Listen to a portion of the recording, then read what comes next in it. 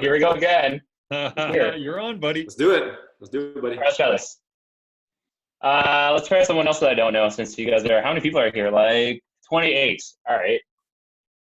Let's try this. Can Danielle hear me? Yeah, we're good. Yeah, unmute your mic for 1 second and try this. Who?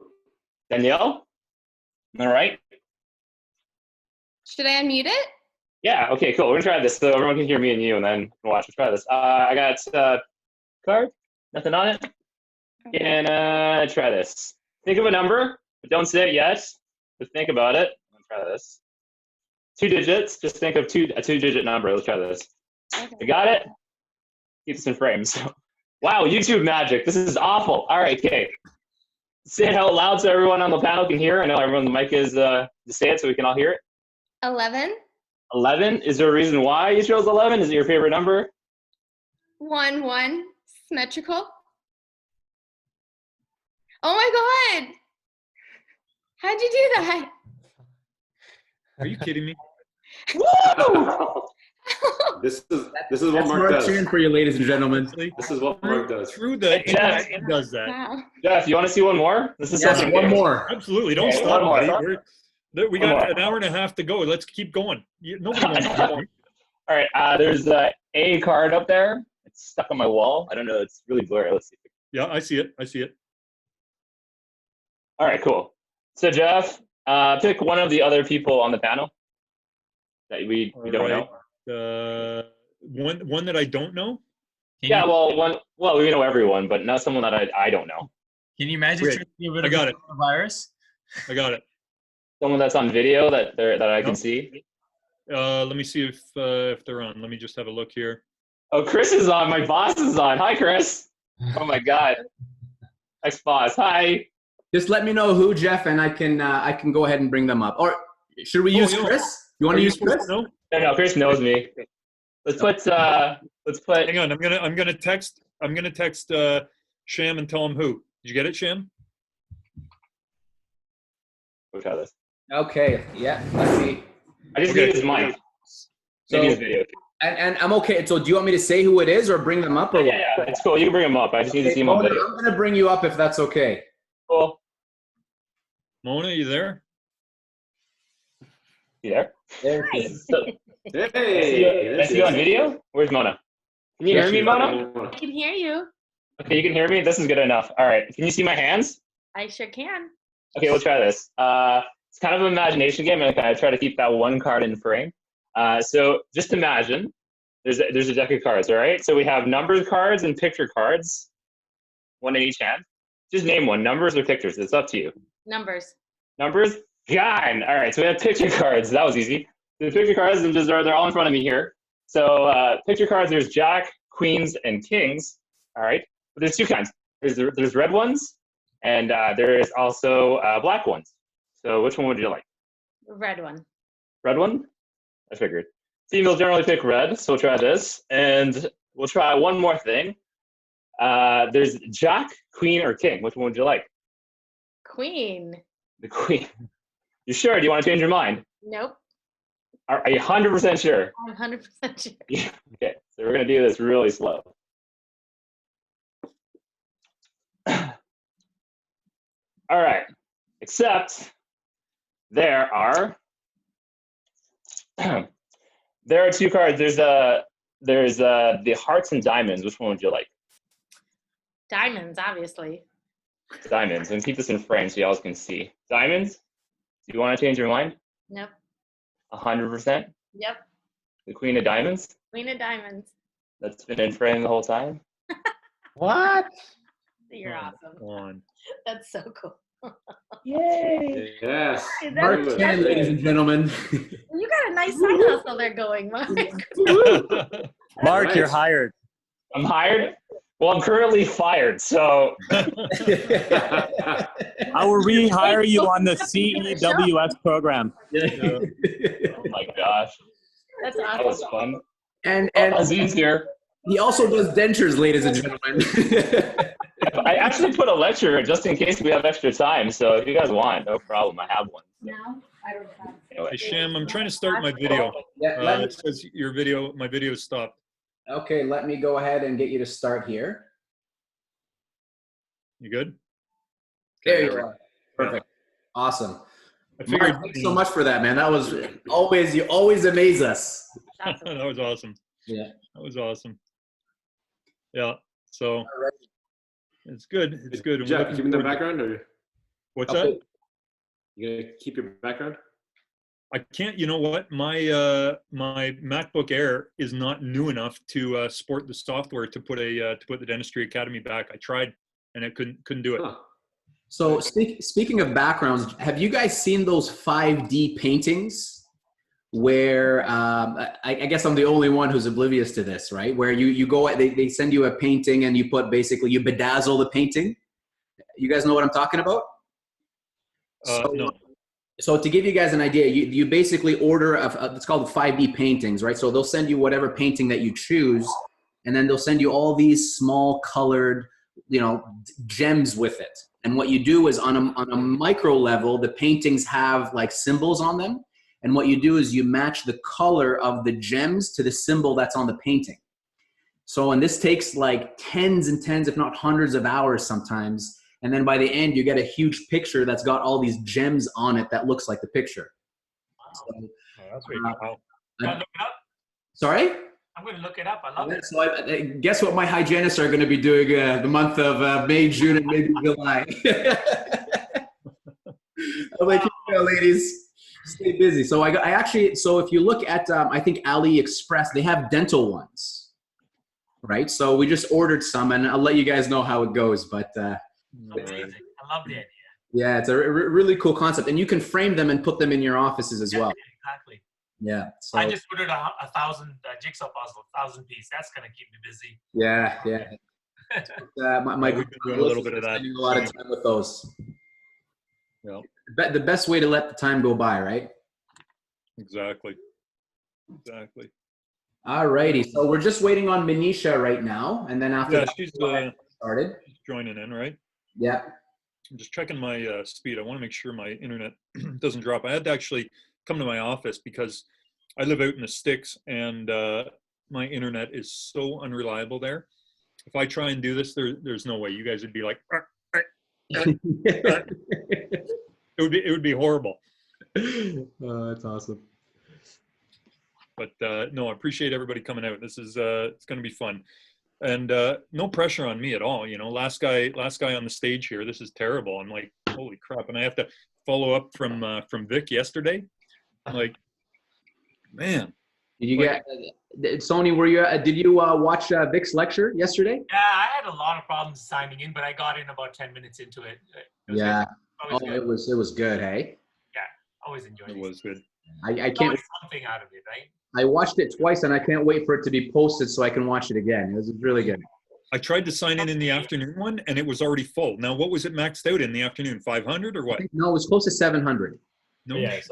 Yeah, it was close to 700. Yeah. So it was good. It was a very big turnout. I think that he had over or close to 1,500 attendees. I had a friend in Poland do a lecture, and it was his first time putting his course online. Dr. Lassman, and he had 5,000 people sign up. He crashed the server. Oh my goodness. That is Now you're making me feel like a bum here, Mark. incredible. Really? You're not Polish. What are you going to do, You're not man? Polish. I am Polish. Oh man, how's it going, Tom? Tom's got to. Oh, let me unmute you here. Hey, there's my buddy Tom. How's it going? Tommy, Can good you to hear see me? you, buddy. Yeah, we can hear you well. You got a cool Okay, setup in the background there, hey? Yeah, unfortunately, I'm in the office at a treating emergencies, so I'm going to try to kind of keep one ear to them and one ear to you guys. Appreciate you coming, Tom. It's awesome, My pleasure. My pleasure. Thanks for coming and stay safe while you're Absolutely. working on the patients. Just breathe deeply. Yeah. One of our doctors today, a patient came in and they were showing some, it looked like some type of viral infection, right? So he's like, when I would go in, I would just, like, he's wearing N95s and he's protected. But he said I would go in and I'd hold my breath the whole time. I didn't want to say anything. Or so that's pretty cool. No, I hope you guys are staying safe. Where are you from, Tom? Vancouver Island, Duncan, British Columbia. Oh, nice. How are things over in BC? Well, our curve is pretty flat, so they're thinking about reopening schools by the end of the year. So we'll wait and see. Oh, fingers Not sure it was a great idea, but we were one of the first provinces to get it, so we're kind of a little ahead of the curve. Yeah. And how is the dental community treating or dealing with this? Because I know BC was hit a little bit hard with PDC, right? With some of the dentists getting it over there. So how's the dental community been, I guess in BC overall? I think it's similar to what everybody else is experiencing. The only difference in BC is that we're not getting the triple guard insurance. So the CDSPI thing, they've denied in BC. Every other province is I guess, allowing the claim, but Aviva said, sorry, we're not going to honor the dentists in British Columbia because of the wording of our college. So they're trying to fight right now. So we'll see what happens. So Tom, we have one of actually the guys that are leading the charge right now with filing class actions against the insurance companies, Dr. Azim Sheikh. Maybe you can help us out with this, Azim, is to see what we're doing in Ontario and how we can help out our brothers and sisters in British Columbia. Yeah, so I think what we're doing is basically going after business interruption because many policies don't have pandemic, and Aviva obviously out in BC is not honoring pandemic. So we've already engaged legal, and we're in the final stages of retaining them, going through the retainer agreement with a couple lawyers that we have on board. So we have a petition going, so make sure you kind of hit up that petition, and then we have insurance leads as well, one for Aviva too. And we're basically going to get these guys to pay, man, at all costs. McCarthy's a big firm. They got a great strategy, and we just need the numbers so we can get our contingency fees down. So business interruption, baby. Yeah. Can I ask you something about the business interruption? Because that was talked about. I'm in Chicago. That was talked about here, and the concern was if you do that and get them to pay, they're all going to go bankrupt, and then the government's just going to have to bail them out. Are you guys worried? Is that similar setup there? Are you guys worried about that? I'm fine with it. Yeah, it depends on the situation. I think those people who are going for like a business class action, they got a long road ahead of us. But our strategy with McCarthy's is a lot different. We plan on actually filing claims and then settling. So it won't be as bad, hopefully, to them. But at the end of the day, I mean, there's no risk, right? We basically just let the lawyers deal with it. And, they know a lot more than we do. I can tell you that much. And it is what it is, right? They will, I mean, they may not pay out a full claim, but they will settle. That's our goal. And okay, we feel like that makes sense. Very strong case. Yeah. Got it. Cool. Thanks. Awesome. Cool. Now, is this something, Azim, that's just being done in Ontario, or it's something that is done countrywide, or? This is countrywide. So we've actually been in touch with CDA, completely useless. ODA, even more useless. And we're reaching out nationally on the platform that of the original petition that was started. We've started our own. But this is for all dentists across Canada in particular, is what we're going after generally. Yeah. Perfect. So Tom, maybe we can get you on that email list as well, and you can share that with your colleagues.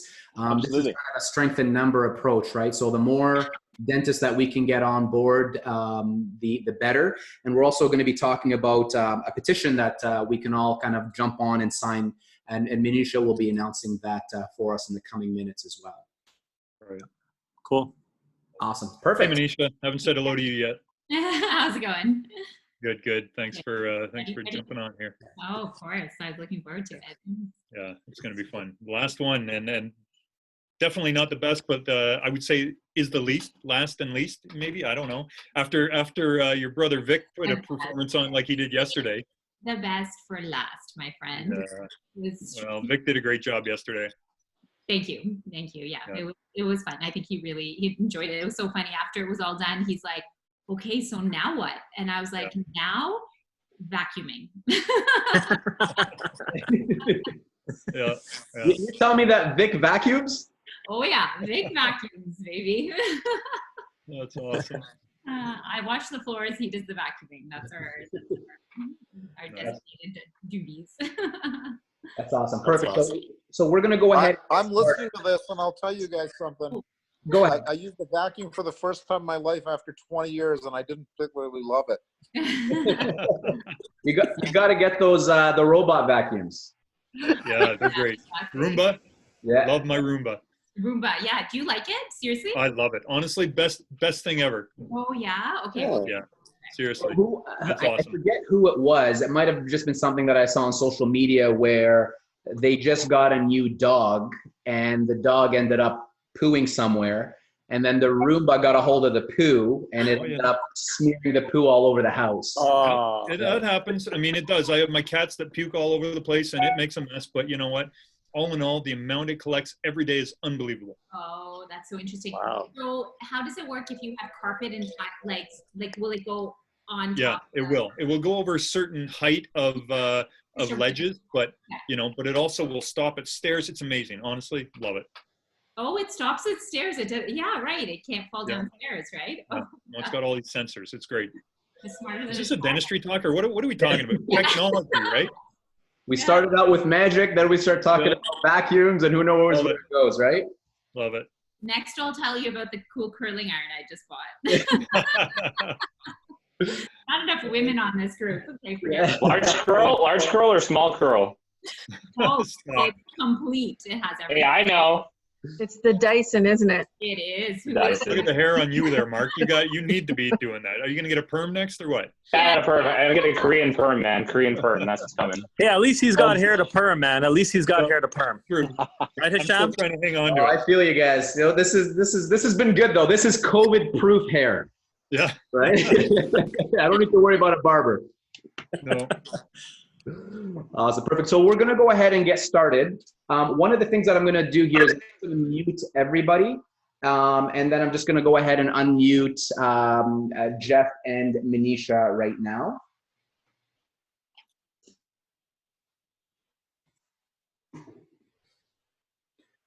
Okay, Manisha, you're good to go. Okay, sorry. All right, so welcome back everyone to our final lecture of this series of lectures. We have a great lineup kind of in the works, which will be announced over the coming weeks, which Hish will allude to shortly. You know, to keep in contact with, check out dtacademy.ca/webinars for all upcoming events. We're making lots of changes to that page, so stay tuned. Keep an eye on, we will of course send you emails if you're on our email list. And of course, the YouTube channel, Dentistry Disrupted. So you can, and we will post the link for that. So just, you can subscribe to that channel, Dentistry Disrupted, and all or majority of the talks will be uploaded there, including all the talks so far. For CE, you would have received your first set of CE. If you didn't, please email dentalexchange@jindalfinancial.com. Caitlin there is our administrative lead on that, and she will get that to you. But make sure that you had typed your name into the chat, because that's what makes your certificate valid. We will be changing that protocol shortly, but for now, that's the protocol we're going to follow. So only the first 4, so not last week's, have not been emailed out. So just stay tuned for those. You will get those later this week. So we'll be all caught up to date, including Jeff's seminar, as of the end of this week. So stay tuned for that. And then if you don't get it, then email us then. As Hish was mentioning, Azim has been awesome at getting this petition organized. We are going to type in the link for that petition. I would highly suggest you take a minute and just do it while you're here. It will be of great benefit to all of us to help mobilize the practice interruption insurance, which would be so amazing. We're going to go ahead and pass it over to Hisham, and he will take over from here. Awesome. Thank you so much, Manisha. I just went ahead and I posted the link to the petition. So please go ahead, copy it and paste it, and make sure that you sign off on it as well. A couple of housekeeping items. Make sure that you mute all of your audio and all of your video. If you do have any questions, please bring them up into the chat group. We've kept these chat lines very open for everybody to share any questions, or if anybody wants to share information about how they're dealing with a certain situation, or if they want to give us some pearls, that we can benefit from, please feel free to go ahead and put those on the chat group as well. The other thing too is that we'll be conducting a few polls during this talk. So please, keep your monitor or your keyboard close by, because we would love to have you participating in these upcoming polls as well. Before we introduce Dr. Sumner, what I want to do is I want to bring on a very good friend of mine, a partner, a colleague, a mentor in so many different ways, Dr. Mian Kwek, and I'm sure most of you were exposed and saw Dr. Kwek speak on Friday. Now that lecture will be posted on the Dentistry Disrupted YouTube page, along with the Dentistry Academy YouTube page as well. So please make sure that you tune into those. It was a very informative talk, and I highly encourage everybody to go ahead and check it out. So I'm just gonna make sure that Dr. Kwek is good to go here, and I'm gonna unmute him.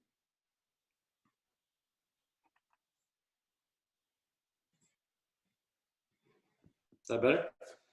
There you go. Yeah, we can hear you loud and clear. Okay, Go ahead, Mian. okay? Perfect. Awesome. Are we good to go? Yeah, we're good to go, man. Perfect. All right, guys. So you know what? I'm going to be introducing you to our final speaker for this series until the next series comes out. So let me introduce you to a great friend of mine and classmate, Dr. Jeff Sumner. I've known him for 27 years. That's right, 27 years. We graduated back in 1997 at the University of Toronto. He's not only a colleague, but also a business partner of mine. We've lectured together many times over the past couple of years, had a lot of fun. The funny thing is, he's actually a neighbor of mine. We actually live across the lake from each other. He's a mentor to me on many fronts, both personal and professional, and obviously one of my closest friends too. Just one of those guys, he's passionate about everything he does. He lives life to the fullest. Everyone who knows him knows this very well, whether or not it's his family, his friends, his hobbies, and obviously dentistry. You know, for most of us, if we think about our practices in general, we think about, the cost of equipment, and we think about the overhead. Jeff's not like that. He's a total opposite. If anything, he runs with what he's passionate about. And in his case, it's digital dentistry. So he's been a digital dentist since 2009, to kind of give you a little bit of history. He's taught basic and advanced Cerec CAD/CAM training. And he's done that throughout Canada and the States. Now he currently teaches the fully digital implant workflow and also clear aligner orthodontic therapy as well. His ability to do amazing CAD/CAM and digital dentistry, well, you know what? You guys are gonna see this firsthand today. Just one of those guys who's truly mastered the comprehensive digital workflow, not just from an efficiency point of view, but from an aesthetic point of view as well. And I always call him the king of single anterior CAD/CAM crowns. And for those of us who understand what it is to be able to have one crown done on the front, it's really, really difficult. You're gonna see why he's the king. But he does this all the way to full arch CAD/CAM restorations, and he doesn't even break a sweat. I mean, this guy is always cool and calm no matter what the situation. His mastery of the digital workflow combined with his ability to connect with people in general has resulted in him having one of the most successful practices in the region.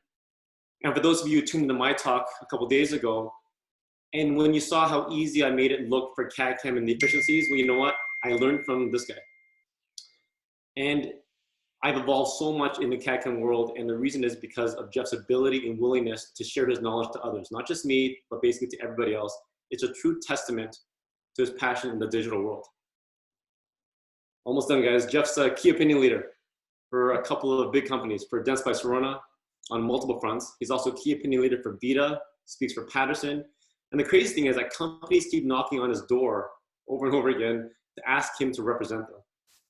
I've also had the pleasure of speaking together with Jeff on stage for many kind of cool events. The most memorable ones are, we were guest speakers at the national sales meeting for Dents by Sirona. And last year, we spoke at the Pacific Dental Conference in BC. We were keynote speakers at the Chicago Cerec Symposium, which was kind of fun. And we ended the year off with a bang at Dents by Sirona World in Las Vegas, which is the ultimate dental meeting. So without further ado, it's my privilege and honor to introduce my great friend and mentor, Dr. Jeff Sumner. Wow. Thank you, Mian. I think we should just end it right there. I've never heard so many nice things said about me, especially from me. And usually we're busting each other's chops, and I'm honored. Thanks, buddy. That means the world. I also want to thank you all for joining us here today. I want to thank Hisham. I want to thank Manisha for hosting this. And you know what? I also want to thank all the previous speakers who have spoken in this series. They've done an amazing job, laid down the gauntlet, and hopefully I can live up to what they've done already. Just been amazing. So, okay, Sham, do you want me to put this to share screen now? You're good to go. Okay. Let me just get this going here. Do this. How's that? Everybody can see that? Yep. You're good to go. Okay, excellent. So I think as you guys listened here, I usually speak with Mian, and that's my comfort zone. I mean, I've taught for a lot of years, but usually for the last number of years, Mian and I speak together, and there is no nerves, there is nothing going on here, but this is a weird experience speaking to a computer screen. And usually, we get that feedback of people, how they respond. Now I'm staring into a computer screen, and guess what? I am now speaking on my own. So if I screw up, usually Mian can bail me out. I'm on my own here, but here we go. Now, some of you listened to Mian's talk last week. It was amazing. If you didn't, I highly encourage you to go online and listen to it at our YouTube site. And where he kind of ended off was, where do we go from here? Where do we go from here with digital dentistry? You know what? And we often pose this question: how do dentists think? And how do dentists think? Well, I'll tell you how we think right now. We're thinking coronavirus. This is a scary time. This is, the future's not clear. What do we do right now? Who knows, right? Sorry, I'm just going to change that. Yeah, there we go. But how should we think? How should we think? And I'll tell you how we should think. We shouldn't think doom and gloom, coronavirus. This is it. Do we think that it's going to magically disappear like Trump says? No, I don't think that's going to happen. I think it's going to move on, and it will disappear to some degree, whether the big game changer will be when a vaccine is developed. But this is a unique time, and time is the operative word here. This is a gift of time, and what we do with that gift of time is up to us. What it's done for me is it has clarified things for me, and it's made me understand what is important in my life. And I want to talk about that. So number one, family. Absolutely. I think we can all agree. Family is the most important. Number two, our work family, our practice. And number three, our community. And before I go any further, I need to stop and take a moment, because I had a moment this morning and I need to talk about it. I was having my coffee and watching the news this morning. And you know what? This is a tough enough time going through coronavirus time. And now out east in Nova Scotia, we had the senseless act of violence. And it really hit me. And again, it put things in perspective about what is important. I got to say, I was there, I was almost in tears. My heart goes out to these families and these loved ones in Nova Scotia and across Canada. I don't think we can ever get used to tragedies like this, and nor should we. So maybe getting together however we safely can, whether it's on this kind of forum, maybe showing our love and support for those people and for the people that are hurting out east and across Canada, it means something. So I just wanted to say that, our hearts and our thoughts are with you, and I hope we can heal from this, and I hope we can change. Okay, moving on. That's pretty heavy stuff. Let's try and lighten it up here. So let's talk about the first thing, family. So what have I been doing with my time with family? Well, I've been spending a lot of time with my family, a lot of time with my kids, watching way too much Netflix. This is how we celebrate my niece in Australia. This is how we celebrate her birthday. This is in Australia, and my brother in Georgia, my parents in Toronto. And, it's the new normal now. I love it. I'm also going to show you some pictures along the way, whether you want to see them or not, but I'm going to show them how I've been spending my time in isolation, how I've been spending my time here. Now, Some of you might feel a little bit more like this guy. Because of coronavirus, you are going to be quarantined, but you have a choice. Do you A, quarantine with your wife and child, or B?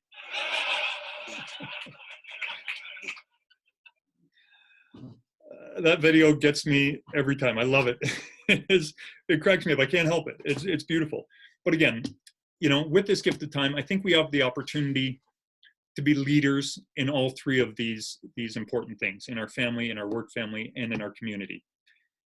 So let's talk about number two. And this is kind of what the heart of this presentation is about. How do we use this time productively? So we want to work in our practice, and you have the opportunity to lead your team. So there's three things. Reinvent your practice, and I'm going to get into this a bit more. Reinvent your practice, come up with a vision, a new vision, whether it's a new vision or something you already had, and think about smart investments.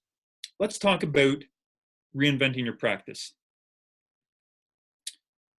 When I talk about reinventing your practice, I'm not talking about come up with a completely new practice or whatever. You know, I'm talking about think about your practice in a way you haven't thought about it before. Think about it how your patients now are going to think of your practice. When they come in, they're thinking about it in a very different way because they're now coming into your practice in a different time. They're looking around, they're looking at sterilization, they're looking at isolation, they're looking at all these different things. So now is the time to implement new systems. It's also an opportunity to stay connected with your work family and your patients. You know, I know Vic talks about that in other lectures, they've talked about that. How do we connect? If you haven't done that before, get connected to your patients. Take CE courses like this. This is a fantastic use of your time, and other courses. There are so many great courses out there, it's unbelievable. Take those courses and have your team learn what you're learning so that when we do return to our new normal, whatever it may be, that they're on the same page as you are.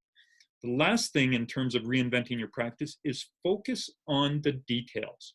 Things that maybe you didn't focus on before in your practice and that you missed. Now, you know, here's a course we're taking right now, which is great. And I appreciate you all coming out to this right now. But we're talking about focusing on the details. Well, guess what? Details. I said, yeah, this is great. Let's pump this out. Details. Guess what? My name is not Jeff Sumner. My name is actually Jeff Sumner. I didn't catch that. My associate caught that, and my daughter, my 14-year-old daughter, changed this for me. So, you know, focus on those details. I'm at fault for not seeing that. Let's talk about a new vision. Now, when we talk about a new vision for your practice, again, we're not reinventing the wheel. We're talking about what is your passion. Follow your passion. Mian talked about this last week. What is your passion in dentistry? Is your passion ortho? Is it full mouth reconstruction? Is it endo? Is it implants? Whatever it may be, find that passion. Take this opportunity to learn more about that passion and become the best at what you do. I really think that is a great opportunity. This time is a great opportunity. Now, let's talk about the last one here, how you can lead your team. Smart investments. What do we do? Well, Vic talked about this a little bit yesterday, smart investments. And you know what? He is Vic, I think the world of Vic Jindal, he is my financial advisor. I've known him for 20 years, but I'm not going to dare delve into his world, but I'm going to talk about from a dentist standpoint. So I'm going to talk about what to invest in and when to invest in it. So number one, PPE, personal protective equipment, of course. Without a doubt, that's what we're going to invest in. If we can get our hands on that, we're going to buy it. Now, you know, of course, we want to take into account what the hospitals need, but if we can get our hands on, because we need to be thinking about when we get back to work, we need this. Number two, an air filtration system. Sure, it's not mandated by the government or the RCDSO at this stage, but having air filtration in your system, in your practice, is very important. And it's which one you buy, I don't know. I'm not going to recommend any at this stage, but I think, again, from the optics, from what our patients see when they come in, and putting that out on social media that we have that in our office is probably a pretty significant thing. Number three, this is where, if I could see your faces right now, I would imagine people are looking at me thinking, okay, this guy's losing his mind. Investing in CBCT or Cerec, these are expensive things. Is it something we should invest in right now? Maybe, maybe not. Well, you know what? Like when Mian and I talk quite often, I'm going to say, how do dentists think? How should we think? And I'm going to challenge you on that. So actually, let's stop for a minute here, Sham. And I want to put out a poll to our attendees right now. And I want to ask them what kind of technology they have in their office presently. Can you do that? Sham, you there? What did you need, Jeff? Can we put out that first poll? Oh yeah, you know what? Sham is going to be right back. So, oh. Okay, I see it up there now. There we go. Okay, perfect. So you can click off whatever applies to your office.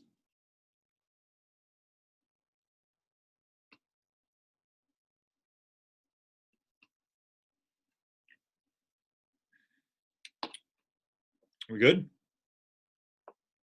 I'm going to wait till I see the results of that, Sham. Yeah, we'll give it a couple more seconds here. We have about 48% of our audience have voted. Okay, fantastic.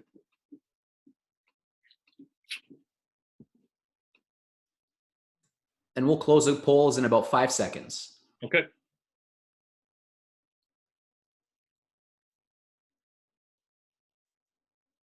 How are we doing? There we go. Okay, fantastic. So can everybody see the results of that poll? So we have, most people have a digital radiography. About half of you have a scanner, a little less than that, a mill. A quarter of you have CBCT, and about 13% have a 3D printer. It's kind of what I expected.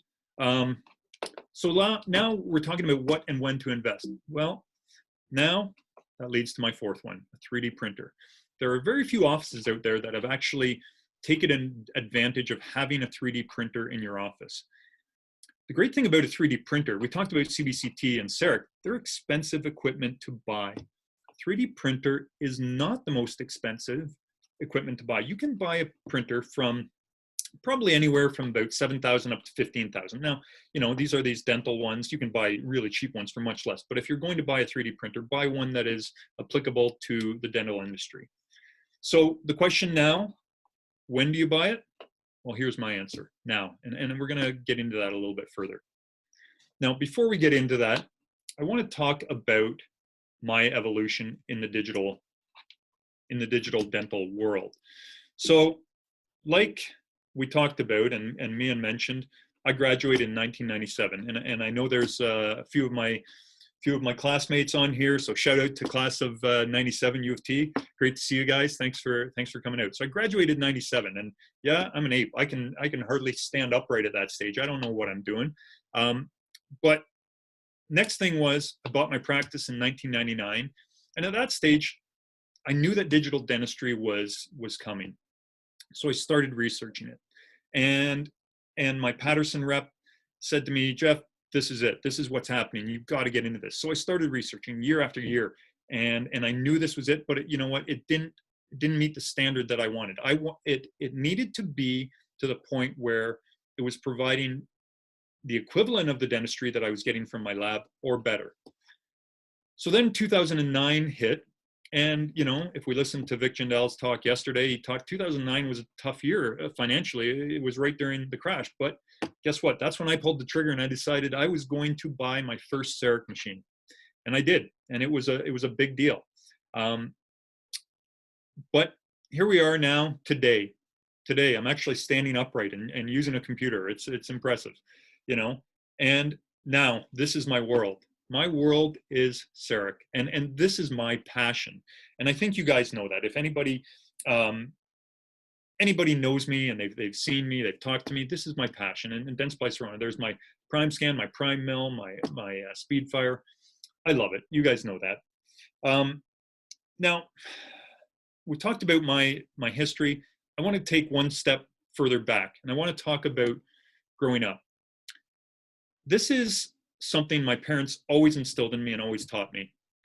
Do the right thing, not the easy thing. And it's not always, you know, that's not always an easy decision to make. In dentistry, so I try and live my life that way. And I also try and practice dentistry the same way. What does that mean? It means doing ethical dentistry.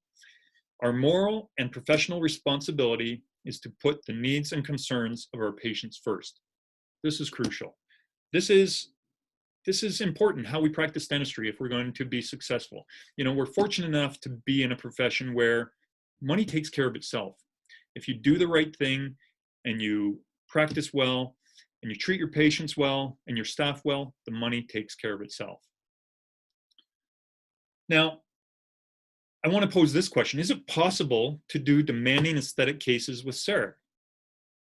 A lot of people would say to me, and over the years, they've said, no, absolutely not. If you're doing anterior cases, you need to send them out to the lab because you can't do that. You know, and I would certainly disagree.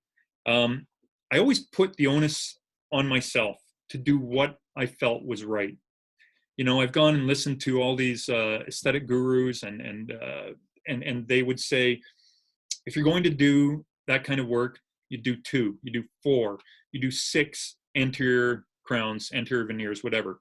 Make it easier on yourself. Oh, and by the way, you make a whole lot more money. Well, I agree, that's fantastic, but is it the right thing to do? And I would say, no, it isn't. So the next question is it possible to do this in the same day?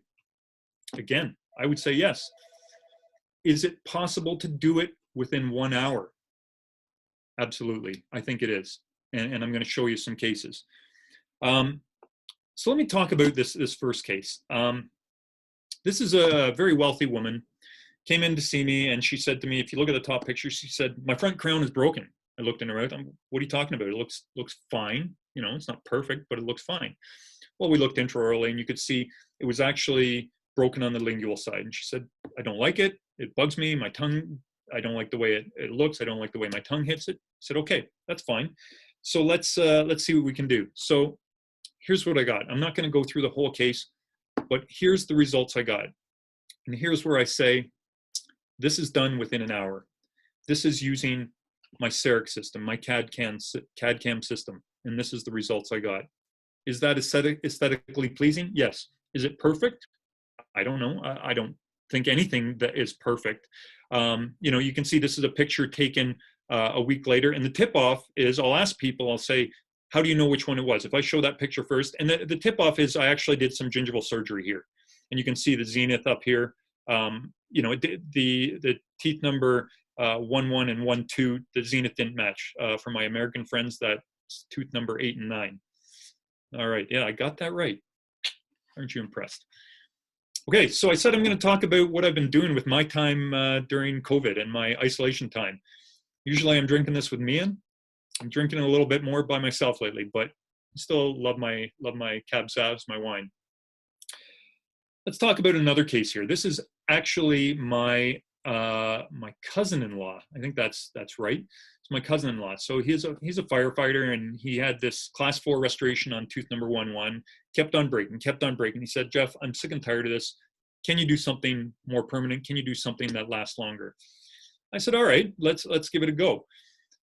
So what'd I do? I did a very conservative veneer prep. I removed the composite resin there, and I did my veneer prep. Now, what's cool about this, and I don't know if you can see this, actually, I'll show my pointer. Here's an opportunity where I talk about technology. We use the advances in technology to do some really cool and amazing dentistry. But it's not just technology. It's advancements in materials too. So if you look at this, I pushed the limits of what I did here. The thickness of my veneer there is 0.28 millimeters thick. It's pretty thin veneer. But I felt comfortable doing that. And the reason I felt comfortable doing that was because I used a material that I'm very comfortable and confident that it can handle that. It's designed for this. So I use Vita Enamic, and you can mill that down to 0.2 millimeters of thickness, and the margins are beautiful. So there's the end result I got. This is, you know, this is about 6 months later, and it was over a year ago that I did this, and it still looks great. It hasn't chipped, it hasn't broken. So I'm pretty pleased with that.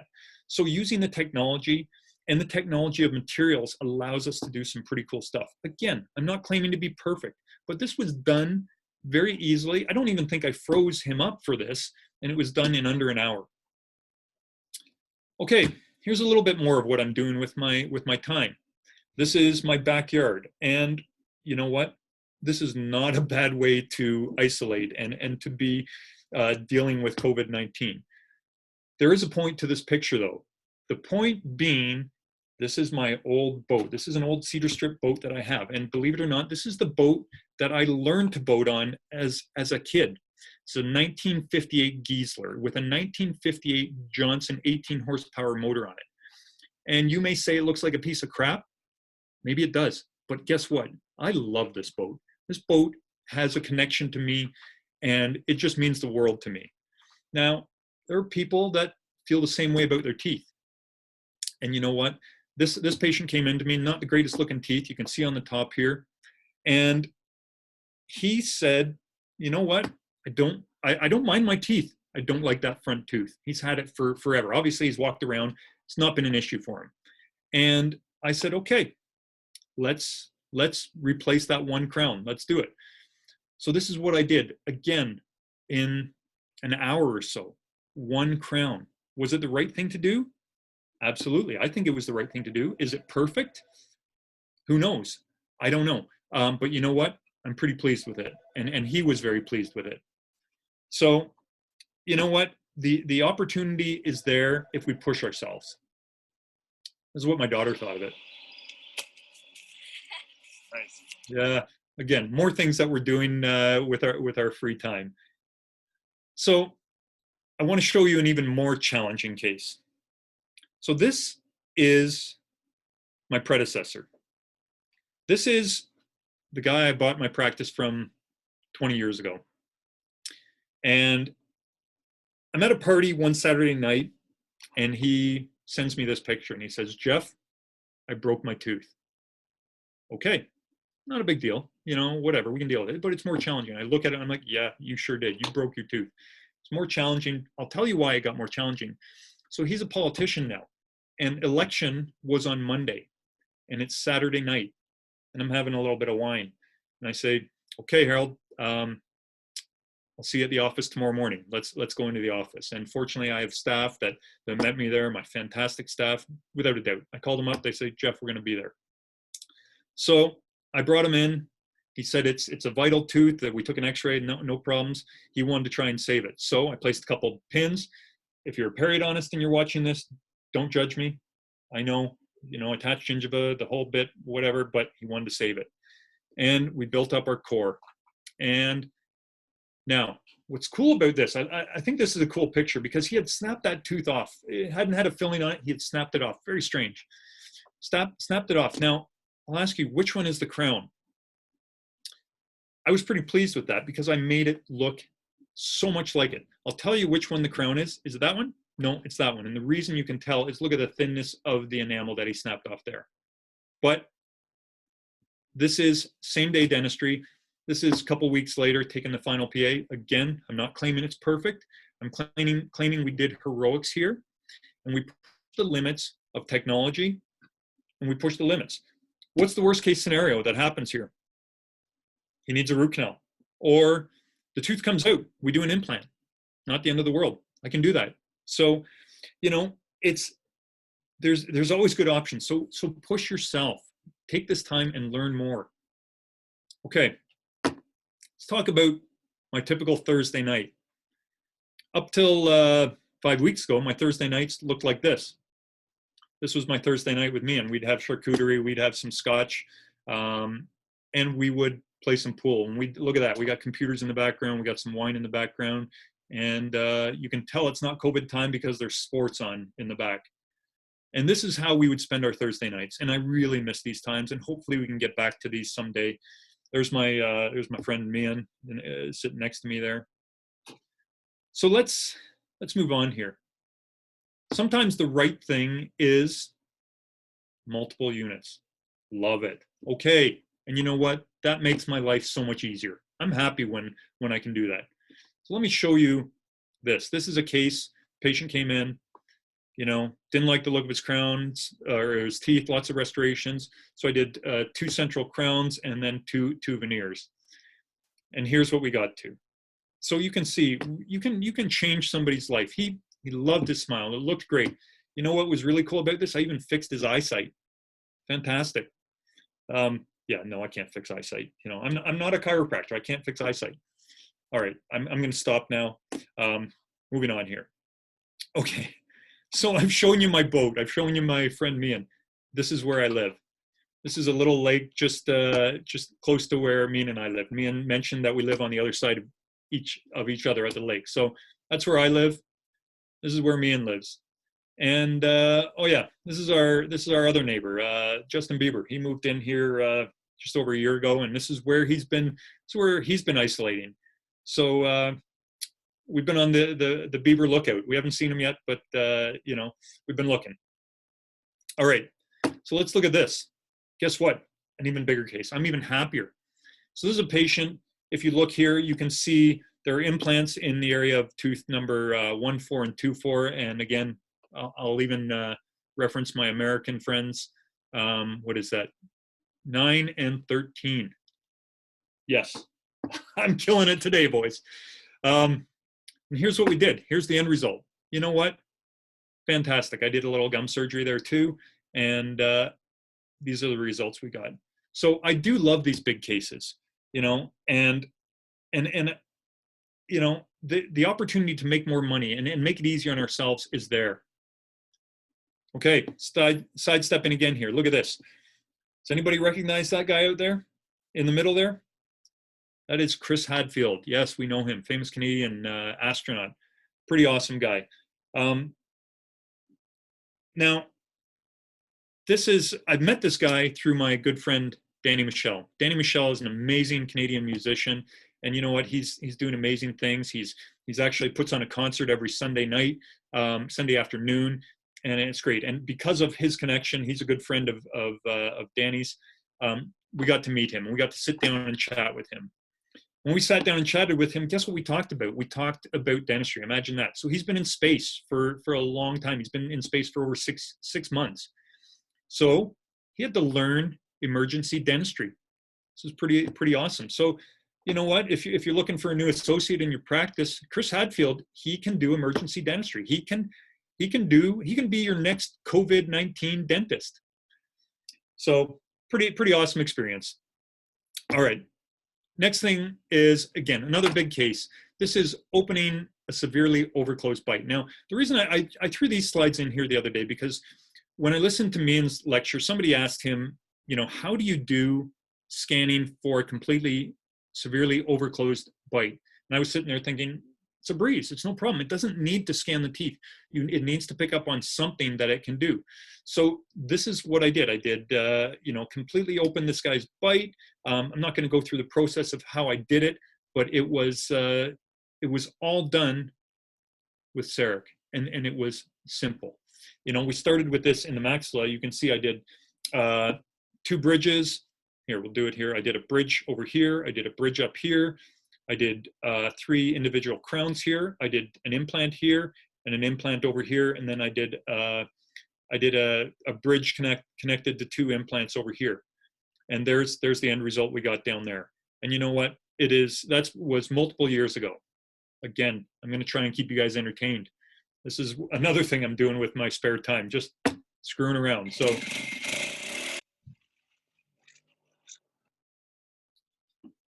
all right. I hope people aren't too bored with my slides here yet. So this was a change, a point for me where things changed. Up to this point, for the last 10 years, I pretty much tried to do everything myself. I've done everything in my power for the past 10 years to try to eliminate the lab from my workflow. This patient came in, endo-treated lower anteriors. I didn't want implants, and I said, all right, let's do a bridge here. So I did a zirconia, scanned a zirconia bridge, and I just fit it into my zirconia block. It wouldn't, I had to force it to, it'd say it wouldn't fit, but I forced it to go, so then I would cut off the remaining of the zirconia here. And from that point, look at that. I was so pleased with myself. I got this bridge to fit in here. 6-unit bridge. I'm thinking I'm a rock star. But my epiphany here was, I can't do it all on my own. And you know why? I tried to fit this bridge into my Speedfire to center it. and it wouldn't fit. So I need a relationship with my lab.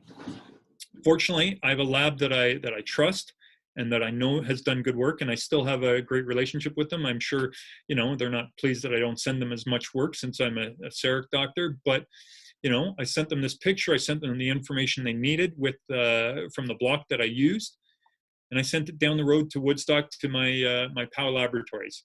And they sintered it, they stained and glazed it. They did a beautiful job. Send it back to me like this. Fantastic. You know what? It fit in, dropped in just perfectly. And there's how it looked. And again, are they perfect looking teeth? No, he doesn't have perfect looking teeth, but the end result was fantastic. He was pleased, I was pleased. And you know what? What else can we ask for? Okay, so I showed you where I lived on the lake. This is my daughter and I out in my old wooden boat that I love. And we're out beaver hunting here. So we had just seen a video where he was in the boat on the lake, and Haley Bieber was there, and there's Peyton doing her Haley Bieber imitation. So we're out looking for Justin Bieber, and what else are we going to do in our time here? So this is what we did. Okay, next thing I want to do is I want to talk about an experience I had, which was the next evolution in my digital experience. So I was fortunate enough to go, me and I were taken down to San Diego to the American Academy of Cosmetic Dentistry, and I actually believe it was 2019, not 2018. I think that's my typo there. And we met, and Vita took us down there. Thank you to Vita, amazing to take us there. And we met this guy, Eddie Corrales. Now, we also met a bunch of amazing dentists that do amazing work down there. But every lecture I went to, they all follow this analog workflow. So I met Eddie Corrales, and it was a pretty cool experience, and I've followed this guy on Instagram, and I followed his work for a number of years, even before I met him. This guy is a world-renowned ceramist, and he's just, amazing stuff. The stuff he does just blows my mind. So I met him, and I was like, I was a little in awe of this guy. And so we started chatting, and I showed him some of the work I did, and he showed me some of the work he did. And he said to me, Jeff, who's your lab guy? And I said, well, I'm my lab guy. And he said, yeah, I know you're a Cerec doctor. That's great and everything. But who does your lab work? What lab do you actually send it to? And I said, Eddie, I don't send it anywhere. This is what I do. And again, this is not me kind of patting myself on the back. Look how great I am. Not at all. But he said, Jeff, I want to work with you. And I was flattered. I said, absolutely, Eddie. I would be honored to work with you. So, I got to say, a couple months later, a patient came in, and this was the patient that came in, and this was a perfect scenario. Now, fortunately enough, this is a case that has actually been published in cdocs.com back in February before COVID-19 hit, and I'm honored that it was in there. So if you look at the case from the first one there, it doesn't look so bad, but my patient's complaint was, these teeth have broken off, they're chipped, they're broken, they're sharp, it cuts my tongue, I don't like it. And certainly when you look at it from an occlusal standpoint of the maxilla, you can see the wear and tear. Now, my biggest stress in these kind of cases was always the design and the customization of these kind of cases. So when I was talking to Eddie, I said, Eddie, I would love to work with you, but we have to be true to my vision, my digital workflow vision. I want everything to be digital. I want to use my Cerec, and I need to follow my workflow of doing same-day dentistry, or at least very close to same-day dentistry. We were planning on doing 28 crowns on this patient, and I wanted to do it in 2 days. The game plan was 14 one day, 14 the next day. So I took a prime scan of this patient. Eddie's still down in San Diego, and I took a prime scan and I sent it down to Eddie, and I said, Eddie, can you give me a digital wax up of this case? And I want to open his vertical dimension by 2 to 3 millimeters. And Eddie said, no problem. So he sent me back the STL file. Now, again, an STL file is the files we use. It doesn't really matter, but it's the files we use to transfer 3D images between our computers. So it was fantastic is that I could communicate with Eddie down in San Diego, and me being up here, there was no issue. So Eddie sent me back the mock-up of this case, and I 3D printed those teeth, upper and lower, and there it is. And then I brought my patient in. And I had already made a vacuum form, clear vacuum form over these 3D models. And I brought my patient in, and I talked about our game plan. And I talked about cost and talked about all these things. And I tried in the vacuum form over his teeth and said, this is what we're hoping to achieve from this case. And he said, fantastic, Jeff, let's go. There's no hesitation. So what did I do at that stage? Well, then I used what I had already prepared, and I temporized his mouth. So I used Luxatemp. And now this was a completely additive procedure. I didn't have to do temporary preps or anything. I did additive Luxatemp, and I put them all in there. I didn't have to bond, put them on, and it was amazing. I adjusted his occlusion. I let him walk around with that for, I think it was about 6 weeks he walked around with that, and we adjusted his occlusion, and he was very, very comfortable. Said, I love it. I love the way it looks, love the way it feels. Once we were happy with the occlusion, I rescanned it and I sent it back down to Eddie, and I said, Eddie, this is the bite we're going with. So then I brought my patient back in. I flew Eddie up from San Diego and rented him a car, hotel, got to hang out with Eddie for a couple of days. It was a whole lot of fun. I'd like to say I'm better than this, but you know what? I'm not perfect. I did the preps, and I realized here that I should have done some gum surgery here. I should have done some perio surgery to get the same zenith on tooth number 2-1 and 2-2. So what did I do? Well, I did it at the time. And you know, periodontist, yeah, you're not gonna be proud of me, but this is what I did. But fortunately, it worked out. Now, I want you to watch this video. This is the video of me scanning 14 crown preps. If there's ever a stressful time in your life, and I think most dentists will agree with me, if you are trying to take an impression, a polyvinyl impression of 14 crowns, not even 14, let's talk 2, let's talk 4, let's talk 6, taking a polyvinyl impression of that number of crowns, that is the most stressful time in your life. And if you're not sweating, well, you know what? You are way better than me, and I need to learn that. So I'm still talking here, 30 seconds, and that scan is done. I just scanned 14 crown preps. But I'm telling you, with a polyvinyl, I'm sitting there and I'm praying. I'm saying, please, please. And I take that impression out, and I'm hoping, please, no blood, no bubbles, no pulse. You know what? With my Cerec machine, with my CAD-CAM system, it's a no-brainer. There's no stress at all. It is simple. And simply enough, if I don't like what I see there, I can go back and adjust it and rescan that area. So that's scanning 14 crown preps. It's pretty great. Now, remember we talked about what is the most stressful time of a case like this for me? It is designing and customizing. Now, in this case, I used Vita Suprinity. Amazing material. It is a lithium silicate, as strong as Emax, actually stronger than Emax. Margins are beautiful. I love this material. And again, this is not a Vita talk, and I'm not here to promote that, but it is amazing. So I tried them all in. This is, and they fit perfectly. But I didn't have to do this. This is what Eddie was here. So I sit back, and Eddie's doing this. Now, here's the try-in of those crowns on the model. Now, I want you to notice something here. Now, then they went in the oven. Now, let's go back here. Before they go in the oven, they are clear, and you can actually see the preps underneath there. This is one of the cool features of Vita Suprinity. You can actually see how it's fitting. Again, amazing material, love it. So then we put them in the oven and we retried them in there. But guess what? Notice the stone model. I did not like this at all. When Eddie said to me, Jeff, you need to take a polyvinyl. I want to try these crowns in. I want to be able to adjust them on and do cutbacks and do things to make them look so realistic. I said, what are you talking about?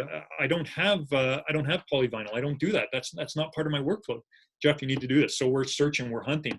We found some polyvinyl and we took impressions. Fortunately, we got what Eddie needed, but it just didn't sit right with me. And it wasn't really in my vision of how I wanted to do this. The end result is this is what we got. Patient was thrilled. I was thrilled. Again, is it perfect? No, I don't claim to be perfect, but it was a very pleasing, aesthetic, satisfying result. 28 crowns done in 2 days. Yeah, it was pretty awesome. Now, this is where we got to, start and finish. You know, this is life-changing for people. Pretty cool.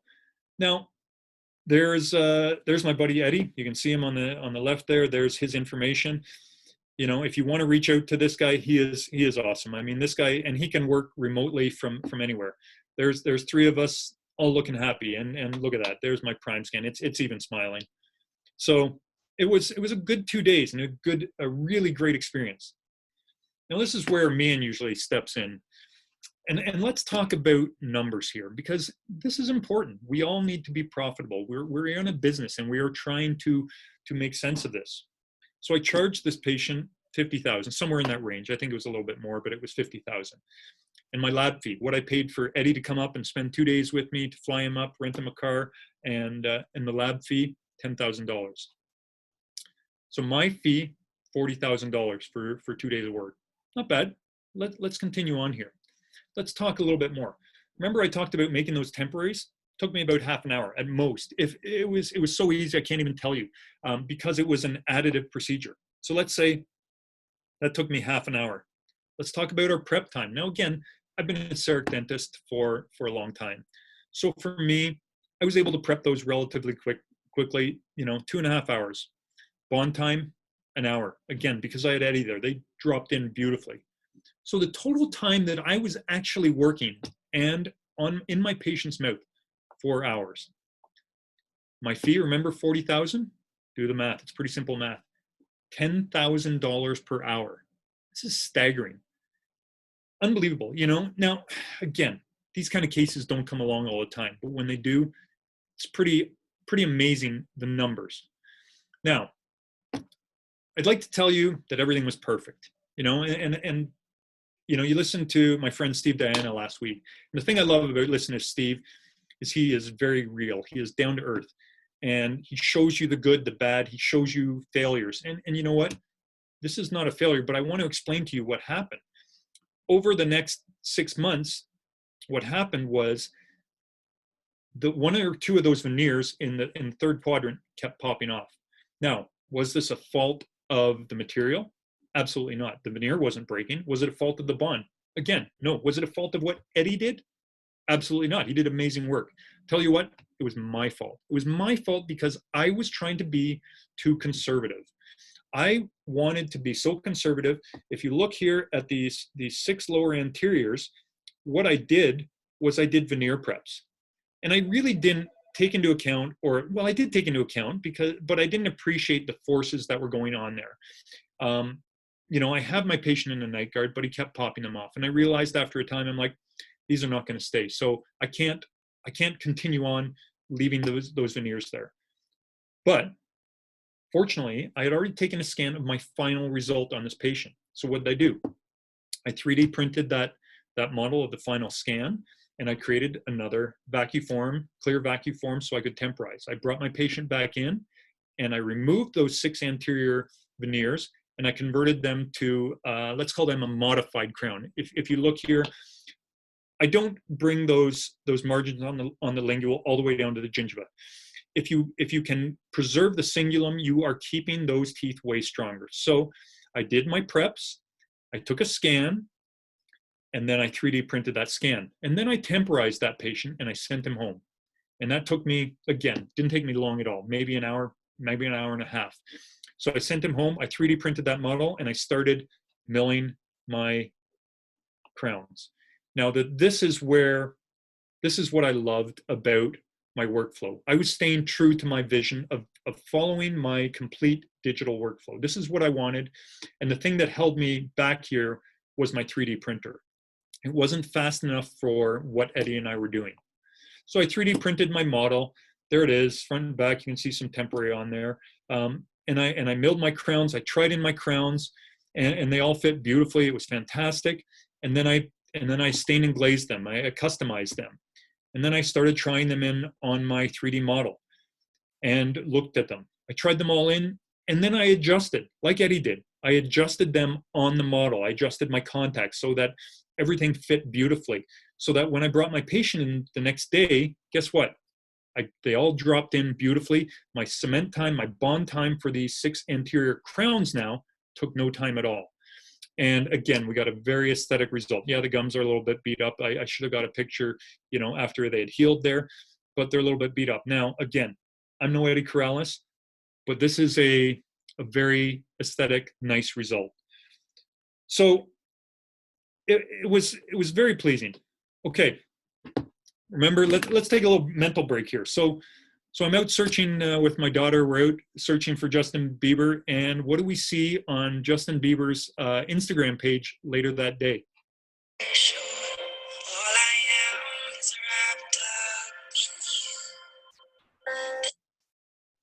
Look at that. There we are. On Justin Bieber's Instagram story. It was hilarious. Peyton was so excited. It's actually pretty funny. So this is it. That's my brush with fame there. All right. So let's talk about the next evolution that you've all tuned in for. So the next evolution, here we are, 3D printing. And I think I've already touched on that. When we talk about 3D printing, everybody thinks digital ortho, and that's the obvious, and there's nothing wrong with that. It's amazing. So I want to show you a picture. This was down in Chicago with my friends in Chicago a couple of years back, and Mian and I were down there, and we ran into this guy. And so I said to Mian, do you think this guy needs ortho? And what does Mian say? Yeah, baby, he needs ortho. So anyways, let me ask, I want to put out another poll here, Sham, to our attendees. So I want to ask you guys, what ortho system are you primarily using in your practice? Can you do that for me, Sham? There we go. Okay, so take a moment, guys, and answer that. I'm going to have a drink of of water here.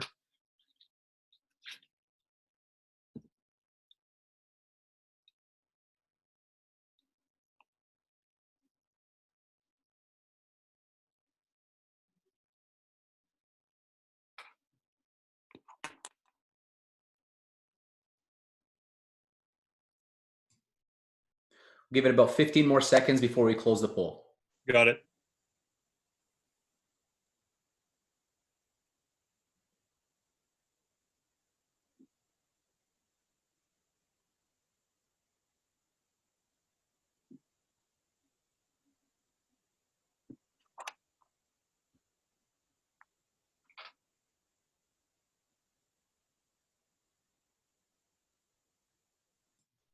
The polls are closed, and you guys should be able to see the results on your screen.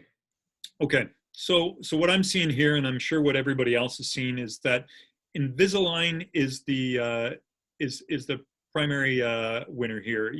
Most of you are either using Invisalign or none at all.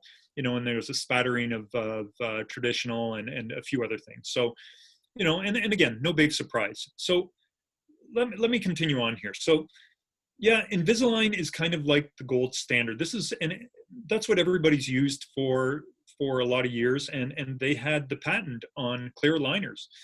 And I've been an Invisalign user for over 10 years. They lost their patent a couple of years ago, and I was at Dentsply Sirona World, and I listened to a speaker, a Dentsply Sirona speaker, Mina Barsoom, and he inspired me to take the next step. At that time, I wanted, I'm all about this digital workflow. So I had to go to the other extreme, and Exceed Ortho was the way I went. And I could scan and I could send my files to Exceed Ortho, and they would send me back what was similar to a ClinCheck, and I could work it and do all those things. And it was great. And then I would 3D print all my models. I would make my own trays. Now, again, that's a bit of a lie. I'd like to say I did all this. I didn't do all this.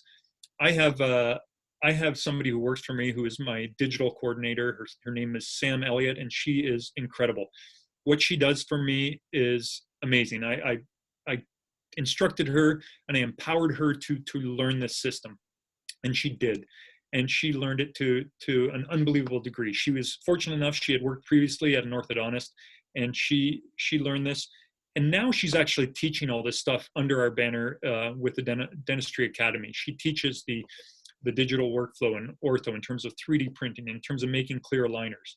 So it was pretty cool how we went with that. Now, let's move on here. So this is my Invisalign. So at the time I did Invisalign, I used my OmniCam. My OmniCam is the previous version for our Cerec system. And you know what? It took great scans, took beautiful images, and great occlusion. And I could make these ortho models. And you know, that was great. But the one thing that was terrible about it was it took so long.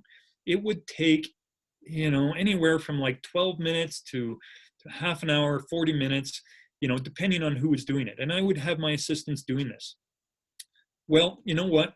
I already showed you guys how fast I can scan 14 crowns, 14 crown preps. And would it take me 30 seconds? And I'm having to get all that detail of those 14 crowns. Now, imagine scanning for ortho where I'm not getting margins and I'm not getting that. So I can scan a new patient or an ortho patient, a new patient, whatever I want to do, upper, lower, bite, and have the accuracy in under 2 minutes. It is amazing. So this is what we do. And it takes less than 2 minutes. So we talked about Invisalign, but now there's a better way. And yeah, my better way for a while was Exceed, and I tried with ClearCorrect. There's a number of different systems. When Invisalign lost their patent, all these other ones came out of the woodwork and said, we can do it. Well, in my mind, the best one and the one I seem to be going with the most at this point is SureSmile. And there's a few reasons for that. And it's not because any of these other systems are bad. They're all very good. But what I love about SureSmile is it gives me the option to do anything from the exact same workflow that I did with Invisalign all the way to the other extreme, which is the workflow that I did with Exceed, where I'm doing the 3D printing. I'm making my own trays, my own models and everything. Or I can do anywhere in between. And I can also progress from the Invisalign workflow all the way to the Exceed workflow. And you say, well, why should you even do that? That's what we're going to talk about next. So let's talk about Invisalign. And again, let's talk about what the differences are between Invisalign and SureSmile. Now, Invisalign, we take our impressions, whether they're polyvinyl, whether they're scans, whatever it may be, we send it off to Invisalign and they have an algorithm. Sure, we have to send radiographs, but they don't really care what the radiographs look like.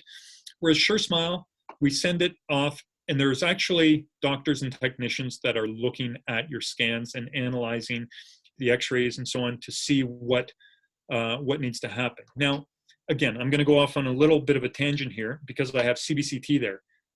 CBCT is a bit of a game changer too, more of a bit of a game changer. It is a huge game changer. When you think about what a CBCT does, cone beam, it allows us to look at the volume of bone, the thickness of bone, and where those roots lie within the bone. Well, guess what? That's what we're doing with ortho. We're moving teeth within bone. I would dare say, and again, this is just coming from me, don't quote me on this, but I would dare say that in the future, CBCT is going to be the standard of care for orthodontic treatment because that is exactly what we're doing. We are moving teeth within bone. Who knows? Maybe I'll be right. Anyways, this is where we're going to get into some numbers here. Now, again, this gets kind of interesting. So my records for Invisalign, what do I charge a patient? $400. But keep in mind, I have to use my OmniCam. I cannot use my Prime Scan. Invisalign will not accept a Prime Scan scan. Why is that? Because they don't want to. They have their own scanner, the iTero scanner, which is a great scanner, but they don't want to accept the Prime Scan because it cuts into their business. So I still have to use my OmniCam, and it takes longer. Whereas with my SureSmile, I can take records, charge the exact same amount, and it takes 10 minutes for the pictures, the records, everything we need. That's the game changer. We're talking 30 minutes of difference of time here. We're going to get to that a little bit further. My fee that I charge for a full ortho case, $6,500. For Invisalign, for SureSmile, same thing, doesn't matter. Invisalign fee, around $2,500. SureSmile, you're looking at $1,525. Okay, and so what does that leave me? Well, it leaves me with $1,000 extra on that case. Okay, I'll take that. In these times, any extra money in our pocket is a good thing. Let's talk about SureSmile do-it-yourself. Remember, I'll make the comparison to Exceed. Now, do-it-yourself is where I'm printing my own 3D models and making my own trays, okay? Remember, I get the STL file. Remember I talked about the STL file? That's how we transfer these 3D images. I get that STL file back from SureSmile, and they have done all the work, all the planning, all the steps along the way that we would have in a ClinCheck, and then I can print out each set of models. And I'll use my Formlabs 3D printer. Now, this is a printer I bought years ago. I was obviously an early adopter. I bought this with Henry Schein years ago, and it has been a workhorse. It has been fantastic printer. Formlabs 2. Now they have Formlabs 3 out, which are even better. And there's a few other 3D printers out there that are amazing. The Sprint Ray is an amazing printer. And if I were to make a decision right now on what printer I would buy, and I'm not here to promote anything, and nor am I being sponsored by any of these, I would choose a printer based on number 1, cost, number 2, the size of the platform, and number 3, as you saw, for me, what's important is speed of the print. Now, fourth one I would choose is quality of the print. I think they're all doing pretty amazing job with the quality of the print, but certainly that is a decision that I would want to make when I'm deciding on it. So I'm not telling you which one to choose. They're amazing, and they range from anywhere from about $7,000 up to about $15,000. Now, the platform with my Formlabs 2, this is what I can get. This is one print, and that takes about 8 or 9 hours. So I'm getting 14 arches out of that. That's pretty cool. I mean, you know, it's amazing what you can do. Now, when we go ahead and we make our trays, we're using the exact same material that SureSmile uses, and it's an amazing material. You know, the great thing, and I, you know, it's not a SureSmile talk, but SureSmile actually, the way they move teeth, you use less buttons, and it has better adaptation to the teeth. So, in my opinion, it is the way to go. Now, to make your own trays, you have to have one of these vacuforms that actually does a vacuum, which sucks down the trays on there. It's better than just the slam down trays, and you get these amazing forms. I'm wearing my own right now. So let's talk about the numbers with SureSmile Do-It-Yourself. If I'm doing a SureSmile Do-It-Yourself, they're sending me the files, I'm printing, I'm making my own. This is costing me now, and not $1,525, it's costing me $300. Let's say the average case, I'm doing 20 sets of trays, minimal to print trays. So let's say $200. And my staff costs to actually do these when they're trained. This is what Sam does. She trains staff to do this so it can be done very efficiently. We're looking at $200. So my total fee is $700. Well, let's go back. Let's do our comparison, not just from Invisalign, but Invisalign to SureSmile Do-It-Yourself. So again, same numbers we already saw with Invisalign. But let's look at SureSmile. Records, $400, 10 minutes, 10 minutes. That's the big one. That's a real big one. Patient fee, same. My cost, $700. Game changer. My fee, $5,800. So that's almost $2,000 back in my pocket. What do I do with that?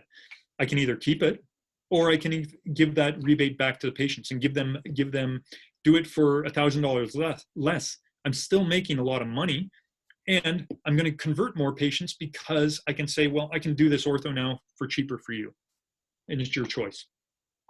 So when we talk about return of investment with those kind of numbers, if I'm looking at buying a 3D printer and buying my Mini-Star and buying all the things I need for making ortho trays, I'm returning investment in 5 cases. It's pretty impressive. If you can't do 5 cases, if you're not doing 5 cases with clear liners in your office in 1 year, 2 years, 3 months, whatever it may be, I mean, it's pretty easy to do. Let's go back. Remember I talked about time? time is huge, and we know that time is, that's what this talk, we talked about at the beginning. Time is everything. Prime scan time savings. Now, the average dentist, and we know this across the board, across Canada, across the US, the average dentist bills about $400 per hour. Let's say you're doing 2 ortho units a month. Well, that's an extra $4,800 per year. Not bad. So you're doing 5 units a month, an extra $12,000 a year. Extra 10 units a month, or you're doing 10 units a month. You're not doing any more, but that's an extra 24,000. Now, when I'm talking about the time saving, prime scan time savings, this is not changing anything you do. This is talking the time savings from your OmniCam to your prime scan. Okay, this is not talking about going straight to a prime scan. Now, a lot of us here have been doing dentistry for a while, and they're not billing $400 an hour. They're billing $600. They're billing $1,000 an hour. Now, you take those numbers, you put them in here. Again, those numbers start to add up, and we get up to some bigger numbers. Now, let's add another layer to this, okay? Let's talk about additional profit. So now we've used our time, and now we're going from Invisalign to SureSmile. The exact same workflow. SureSmile is now making the trays just like Invisalign does. But the added profit, $24,000 up to $120,000, depending on what you're doing. Let's add another potential, another layer here. Now we're going from traditional Invisalign to SureSmile do-it-yourself, where you're printing. Look at those numbers. So now we're looking at anywhere from 43,000, well, 50,000 if you add the 4,800, up to 280,000. That's per year. These are phenomenal numbers, guys. So with SureSmile do-it-yourself, at $400 per hour, our return of investment, you are paying for your prime scan, your prime mill, everything you need, your oven, your 3D printer, your mini star, in under 2 years. So remember when I went back to that one of those first slides, and I put up whether do you invest in technology now? Do you invest in a CBCT, or do you invest in a Cerec system or a CAD/CAM system? This is where I challenge how you should think. How do dentists think? How should we think? I think this is really makes you think. Okay, so here we are. If I make this shot, I think you should all be buying 3D printers, bare minimum. This is, again, my backyard, what I'm doing with my spare time. Oh, yeah, baby. Nailed it. Nailed it. All right, 3D printers. Let's continue on with 3D printers. So what else can we do with our 3D printers? We can make our surgical guides, right? Surgical guides. Well, what do I use in my office to make surgical guides? I use my prime scan, and I use my Dentsply Sirona OrthoFoss SL. The great thing about having this system is they all integrate so beautifully. They connect, they talk to one another so beautifully. It makes my job so easy. So here's a case where, what I've done here, and again, some of you will look at this and go, I don't know what the heck's going on here, and that's fine. I didn't know what was going on when I first looked at this stuff either. So I take my prime scan, I'm taking a full digital scan of a patient's mouth, and then I take a cone beam. Well, then we merge those files together because they recognize one another. And then we can digitally place an implant in that bone. And when we're doing that, we can place that in that perfect position of the bone. And this is something where, I'm not these other guys who talked last week. I'm not Azim, I'm not Steve, I'm not Kayvon and Mian. These are these implant dentists that I look up to. I worship these guys. These guys are amazing. I can't place implants like them, and I don't have the experience. I learn from them. They're my mentors. But I still want to place implants, and I want to place them well, and I want to restore them myself, and I do all that. But I can do it with the help of technology. So if I merge those files, I can digitally place that implant, and I can show the patient and plan for it before I even freeze that patient up. So this is pretty cool technology and what you can do. And when you show the patient that, it's amazing. Now, again, I want you to stay with me because I want you to understand This does not have to be complex. So now I've taken my scan, I've taken my CBCT, and I've merged the two, and I've virtually dropped my implant in the perfect position in there, in the bone. And now I want to create a guide. I want to create a surgical guide, so when I actually go and do my surgical placement of the implant, it's implants for dummies, because that's what I am. I just want to make sure that it's perfect, right? Well, I have to send that file to, there's a number of different companies you can send it to. CCAT is a company that you can send it to, and they will then look at what you've designed, or they will design it themselves depending on what you want to do. And they'll say, here's where the implant goes, or I say, this is where I want the implant to go. I want you to send me back either a guide. So if they send me back a guide, sorry, I won't jump through that one. Where is it? Oh, I lost it. I lost the slide there, but let me, there's my slide. Yeah, you see it, black. If I get my CCAT guide back from them, and they've made the guide, they've designed it, it costs me $500. And it takes about 2 weeks to get that guide back. There's that slide. Now, if I have them design it and approve and make sure that I haven't screwed up, and that's a cool thing too, is they're double checking what I've done. If I place that implant virtually, I don't want to be near the inferior alveolar nerve. They're double checking, and they will tell you if they don't feel that it's in the right spot. So if I do that and they send me back the STL file, remember that file, and say, here it is, that's the cost, $120. And then I can 3D print that guide for $3 to place a sleeve which is the little metal piece that goes into that guide, so that when I take my surgical, my handpiece that I'm dropping in there, that cost me $18. Guess what? I'm getting that STL file back from CCAT in 2 days. So there's my cost, $140. So to me, time is everything. Instead of 2 weeks, I'm getting it back in 2 days, and then I can print it in another day. Cost, $500 compared to $140. Again, it's a no-brainer. Now, yes, you have to have somebody in your office that is comfortable, whether it's you, whether it's a staff that you delegate to, it's important. Here's my 3D printed model. Here's an example of the 3D printed guide and the sleeve in place, okay? And it's just that easy. It doesn't take long. Here's my guide, and we put it in our Patterson pouch. I love Patterson. They've been great to me over the years and have done so much for me. And there it is. We have our guide in there with the sleeve in place. We've sterilized it. It's good to go. And there's actual surgery. Now, I know Mian showed a little bit of that last week, and these other implant guides, they talk about this, but it just makes it easy. And then, of course, you want to check that you've placed your implant in a nice position within bone, and you're happy with it. Whether you're doing immediate implants or whether you're doing, I tend not to do a lot of immediates myself. I like to let things heal, but Azim is the master of doing immediate implants and restoring them. I tend not to do that. So what I tend to do, whether it's an anterior, if it's posterior, I'll do nothing. If it's the anterior, I'll make them a temporary. They don't want to be walking around without a tooth.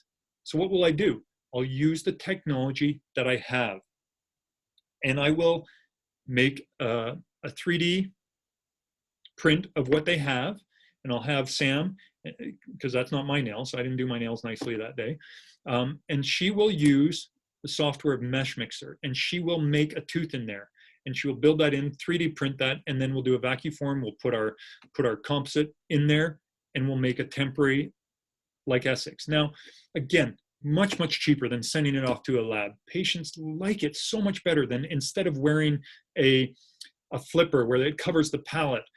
This is nice. They can walk around and tell their friends, yeah, I'm getting Invisalign, because that's all it looks like. Yeah, they have to take it out when they eat, but it is fantastic. It saves money, aesthetically amazing. Patients love it. They tolerate this so much better than a flipper. There's other options, and we can talk about that. And I've tried all these different ones, doing the one-wing veneer or one-wing Maryland bridge as a temporary, but I find this is the easiest, the fastest, the most cost-effective. So as you've seen here today, digital dentistry is continuing to evolve. And now's a time where you have the opportunity to learn and prepare for the new normal, whatever that may be. You know, we can be better dentists coming out of this, and our practices can continue to thrive. You know, this is why I listen to a guy like Vic Jindal. It gives me hope, and I hope that you guys aren't in despair thinking about where we're going, because there is still light at the end of the tunnel. You know, I'm not necessarily recommending going out and buying a Cerec system or a CBCT at this point. A lot of you have technology in your offices already. I think now is the time to learn more about that technology, capitalize on what you have in your office, and maximize it to make the most out of it. If I were at this stage, I certainly wouldn't be hesitating to invest in a 3D printer. You know, whether it's now, whether it's when we see the end of the tunnel a little bit closer, I think that is the time to be getting into that. And I think that empowering your staff and encouraging your staff and staying connected with your staff so that they are on the same page as you to learn this technology is going to do nothing but improve your practice, improve you as a dentist. You know, the difference is sitting back or being proactive. And being proactive, we need to be able to adapt to the changes and deal with them well. And you know what? All these things, there's a positive to it. You're going to make money too. Like I said, you do the right thing, you do excellent and great dentistry, the money takes care of itself. I want to thank you guys for joining me today. I want to thank Dr. Shergan and Dr. Jindal for hosting this. I think it's been great. I know there's going to be other great lectures coming up. I want to thank all the dentists who lectured before me. You guys inspired me to do a good job. Hopefully people got something out of this, and stay tuned. There's going to be some other great lectures coming up. I'm open to, let's open the floor to questions now, Shem. Awesome. Thank you so much for that, Jeff. Very informative. And as always, you pack a lot of information and a lot of punch in a matter of an hour and a half. So thank you so much for putting that together. Now, you wanted to share one more thing with us about the community. Go ahead. I did. Sorry. I want to go back here, guys. One more thing. Yeah. You know, I went on about my 3D printer, and you know what? This is what I talked about, this gift of time and what we do with community, because I never touched on that. So my 3D printer's been lonely. It hasn't been working hard enough. So I've been using my 3D printer to actually print the frameworks for the shields. And I got to thank my friend Mark Chan, who sent me these files, and he's sending me these interesting files. So we can print these frameworks for our shields, the supports for the back of our head so that our masks don't kill our ears. So, you know, we can contribute these back to our first frontline workers and make these for them. Make them for your own office, whatever you want to do. But I think it's a great thing to do. And like we talked about, there are those three things, you know, family, our work family, and community. And this is how I'm trying to give my little bit back to the community and talking to you guys. And I appreciate you guys all tuning in for this. So Perfect. there's how my buddies, Mian and Hisham socialize now. It's pretty exciting. But again, thank you guys for tuning in. I really appreciate it, and stay tuned. And let's open the floor now to questions. Perfect. Thank you so much. And speaking of Mark Chan, a lot of us consider, and Mark Chan is one of the world leaders on 3D printers. So if it's okay, what we're going to do is we're going to bring him onto the panel so that way he'll help us answer any questions with regards to 3D printing, and maybe a little bit of magic later on, who knows. Awesome. So, Mark, I'm just going to go ahead and unmute you, and I'm going to also ask you to join us via video. So a couple of housekeeping items here. Once again, thank you so much, Dr. Sumner. So a couple of things that we want to talk about. Make sure that you visit our YouTube channel and make sure you subscribe. So when we do post some upcoming lectures or previous lectures, that you get an immediate notification. And that's the Dentistry Disrupted YouTube channel. So please feel free to go ahead and subscribe. A couple of things, if you haven't done so already, please make sure that you type in your name and email address to receive a continuing education certificate. And once again, I'm going to be posting up the link for the petition that we would like for you guys to participate in, if possible, as well. We're going to go ahead and get started with some questions. So go ahead, Manisha. Okay. First question comes from Nazia. What gingival laser do you use? That is a loaded question, Nazia, but thank you for it. And the reason it's a loaded question is I've tried a number of lasers over the years, and believe it or not, I use my electrosurge. For being a technology guy, I use my electrosurge. And I know I'm almost embarrassed to say it, but I find that the speed of my electrosurge is so much nicer. And I know Mian is very similar in the same way, and I just find the results are so much easier rather than putting on the eyewear, protection, all these different things to do the laser and taking all that time. I just can get in there and get it done very quickly. But thank you for the question. Awesome. The next question comes from Dr. Rand Luca. He asks, could you please touch base on the minimal gingival surgeries you are doing to complement your restorations? Right, and that's a great question. I will do a fair bit. I will do, full flaps and crown lengthening and so on. And I do send some out to my periodontist, but I tend to do a fair bit myself. As far as minimal gingival surgery, I will do, with my electrosurge, I will remove, 1 millimeter or so up to maybe 2 millimeters. Again, the deciding factor for me is attached gingiva. I certainly sound before I get in there to assess the attached gingiva and see where I'm at. Sometimes, we push the limits. As you could see, that one case on my predecessor, I did not respect the attached gingiva. And, he knew that. He was a dentist and he was okay with that. So we push the limits sometimes. But in general, I try to be respectful. Perfect. Next, we have a question from Liz. How long in advance would you ideally do gum surgery to allow healing prior to cementing veneers or crowns? Right. I would say what I tend to do is a bare minimum of at least 2 to 3 weeks. I find if I do much longer than that, if we start talking months and months, unfortunately you're going to see some regrowth of the tissue. So I want to find that happy time where you're getting the results of the reduction that you've done and you're not seeing the regrowth. And especially if you're doing just minimal surgery where you're not doing a full flap and bone reduction, then I'm using, a little bit of bone removal and my electrosurge. A couple of weeks I find is about the perfect time zone. Thank you so much for that, Jeff. The next question comes from Nadia. Nadia asks, and she's referring to the case with you and Eddie, in the case where or perhaps the case before, in the case where you increased VDO with the upper crowns and implants and partial lower denture, with the reorganized scheme with a vacuum form provisional stabilization splint, would you please explain about TMJ adjustments in reorganized bite scheme? Right, and that's a great question, and I probably, I know there's a lot of guys out there, they'll do the whole face bow and so on.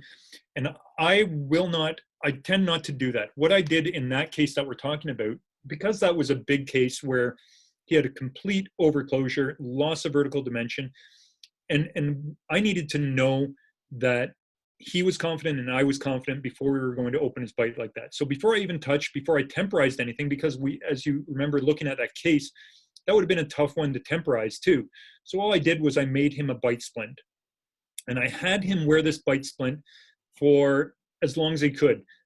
He wore it, I believe, for at least 4 weeks. My game plan was even longer. I said, I want you to wear it for a couple months and get used to it. Sleep with it. Wear it throughout the day as best you can and tell me if you're comfortable with the position of your TMJ and with your jaw. He came back to me after 4 weeks and he said, I am having no problems with this at all, Jeff. So at that stage, I felt very comfortable to move forwards with that case. In terms of assessing the TMJ any further, If he were having issues, well, then we would adjust, and I wouldn't have moved forwards unless he was comfortable. And I think that adds to the second part, or answers the second part of Nadia's question, where she asked, in big cases, is there any provisional crown periods with PMMA to adjust the new bite scheme? Absolutely. And that large case where I did the 28 crowns, I temporized, and the cool thing about that was I temporized using a completely additive procedure. So, worst case scenario, because I really hadn't prepped these teeth at all, I put him opening his bite, and I said, and he wore them for a couple months. And I saw him a couple times, adjusted the bite, balanced the bite, and it was very comfortable. I certainly, when I'm opening a vertical dimension, I do not jump right into it. I think that is it's too risky, and you're just setting yourself up for failure. You need to know that patient can tolerate what you've done. And what was really cool in that case was we opened his bite, and I did some adjustments on the way, and I was really happy with his occlusion. And then I did another scan, and I sent it to Eddie, and I said to Eddie, this is the bite we are building on, and so that gave me that confidence now that we weren't just picking an arbitrary bite. Thank you. Thanks for that. Next is a two-part question from Janen. And the first part is, are you trusting of the occlusion of the scanners? Without a doubt. Without a doubt, the occlusion, and when the biggest thing with our scanners to assess the occlusion has been with the ortho software. And in the past, we had to have specific ortho software to assess it. But you can actually assess it. I don't know if you've had the experience of looking at your ClinCheck and your ortho software. You can open it, and it will show you exactly where the bite is, and it will show you how the contact points and how heavy they are as you progress through the treatment. Now, will it always happen that way? Absolutely not. And Manisha, you know that. I mean, you're an orthodontist. You get this. This is what we're hoping for. This is what we're predicting. It doesn't always happen that way. Teeth don't always follow exactly the route that we want them to. But then we end up adapting. I always tell patients, any ortho patient that I do, I never say, with a ClinCheck, look at this. We have 20 sets of trays, you're done. And they think, okay, great, 40 weeks, I'm out.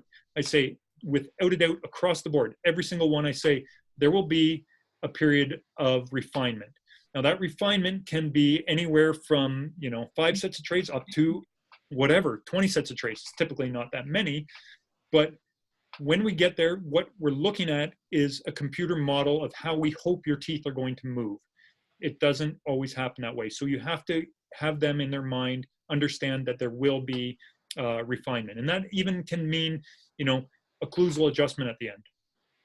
Right, and I'll just add to that as well that you can always, if you're concerned with it, you go ahead and take occlusal markings on photos, and then you can do a comparison with your digital setup to see if the occlusal markings are matching.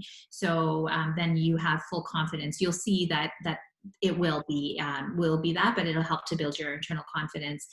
So I think we answered part 2 of the question already, and said, would you supplement with a silicone bite? And I think the answer would be right. Thanks, Manisha. See, this is what I love about this. I still learn. I'm sitting here giving the lecture, and I'm learning things. I love it. Thank you both for sharing that. The next question comes from our friend Nick. He asks, hey, Dr. Sumner, the case with the 28 crowns was super impressive. How long does it take to plan something like this? And what type of factors go into the planning process? In addition, what factors would prevent you from taking on cases like this? Thank you. Right, and it's a fantastic question, Nick. There's a lot that went into that. When I looked at that case, you could see the excessive wear. It was a case where there was no chance that, if the patient said to me, you know what, I love my bite where it's at. This is what I want to go with. I can't open the bite. I can't do anything. This is what I'm comfortable with. I could not have done that case. Well, I could have, but I would have been doing endo on every single tooth. I had to open that bite. But again, what I loved about that was it allowed me to be a very conservative dentist, because in opening that bite, I had to get my minimal thickness for the thickness of the restorations that I was going to do. So in opening that bite, all I had to do was create nice margins and get enough so that I had that reduction. So that was number one. Number two, as I think I already touched on, I had to make sure that the patient was going to be comfortable in the new bite.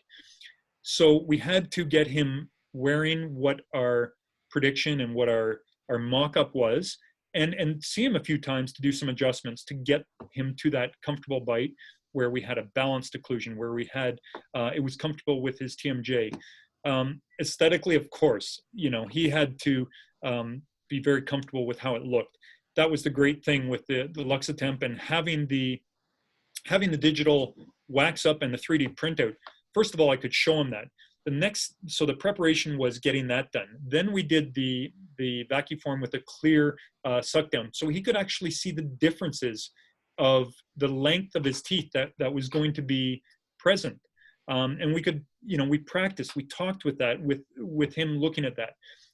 Then we, by making the temporaries, it was a fantastic way for him to actually get used to how it looked, and he loved it. I mean, it was an amazing process. But yeah, there is some back work that goes into it.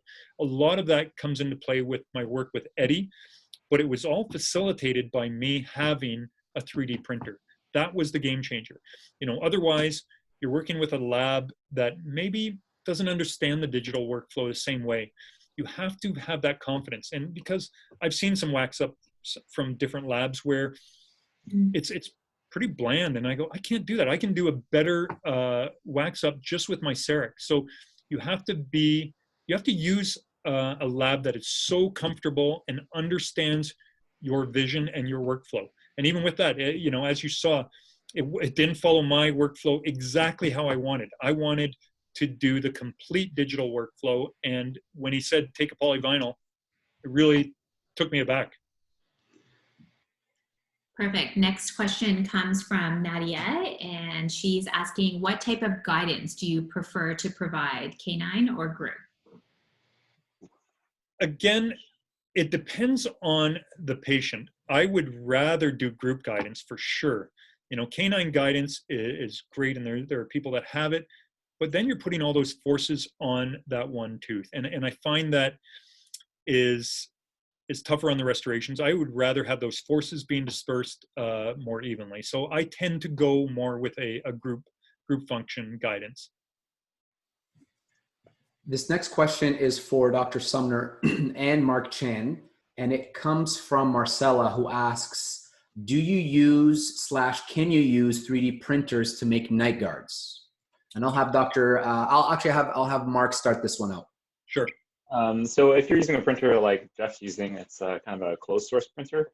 You're kind of limited to the materials that printer has.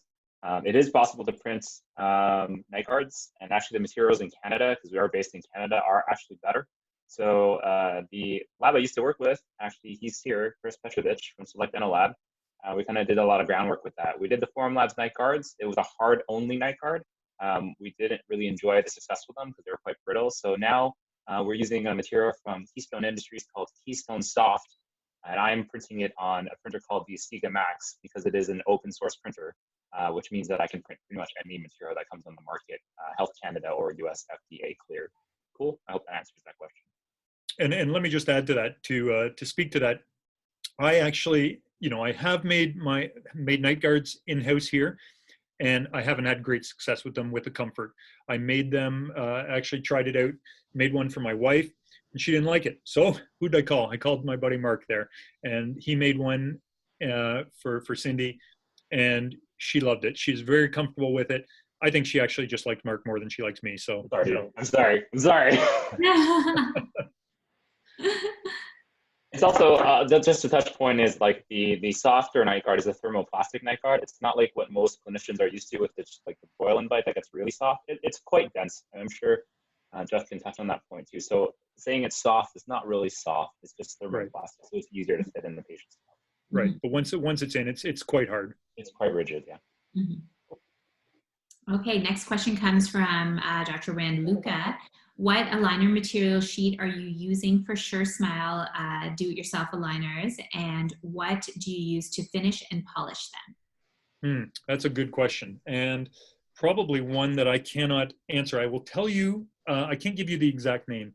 If Sam was here, she would tell you because she does all that. But I will tell you it is the exact same material that Sure Smile uses. It is no different. We buy the exact same material. And I was using that same material when I was doing Exceed Ortho also. Thickness, I believe, is 0.30. And what do we use? We have, it's in, you know what? It's Sam teaches. Go ahead, Mark. You can use the Scotch-Brite burrs, which are usually used for like vacuum forming mouth guards. It comes in three thicknesses. It's like a soft, medium, and coarse. I only use, here's going to show it right now. There we go. There's a kit. Yep. Ace Plastic from Essex, from Done by Serrana. Oh, sorry, other way around there. Yep. Oh, there you go. Item number. Yeah, so Sam's here at my office. She just brought that to me. And that's what we use. 0.3 Ace Plastic, guys. And the burrs I use are from Keystone or from Haytho. They're available from Patterson. They're Scotch-Brite burrs.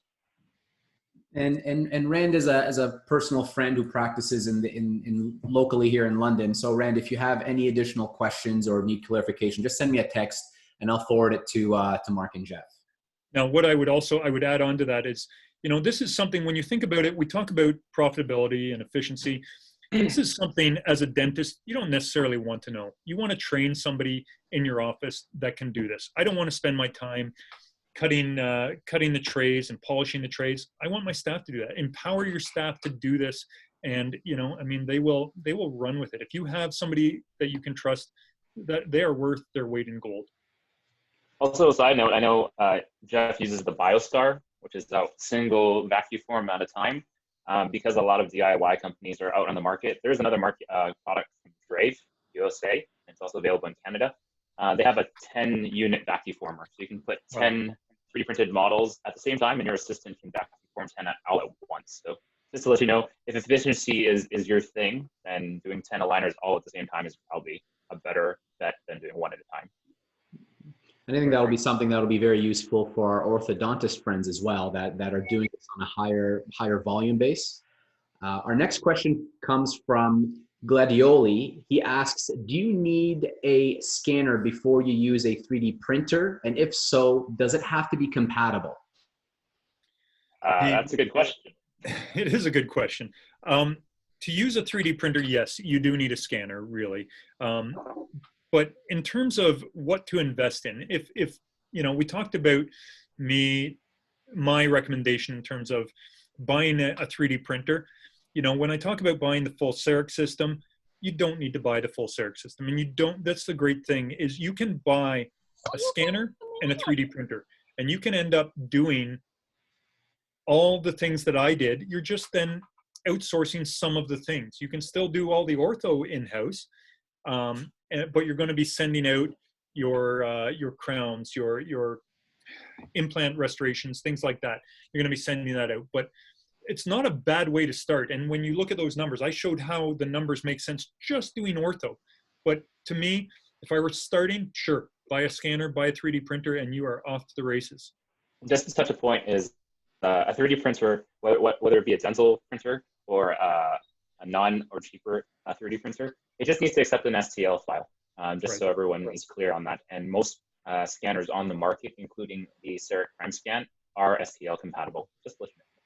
Now, to also help out with this question, Mark, can you, for example, take an alginate or a PVS impression, pour up your model, or send it to the lab and ask them to digitize your model? Yeah, that's a good question. So actually, that's a good question that my ex-employer is here, Chris from Select Dental Lab. I would say that 95% at the time of our work at the time was half analog, half digital, meaning that it was still a traditional alginate PVS impression.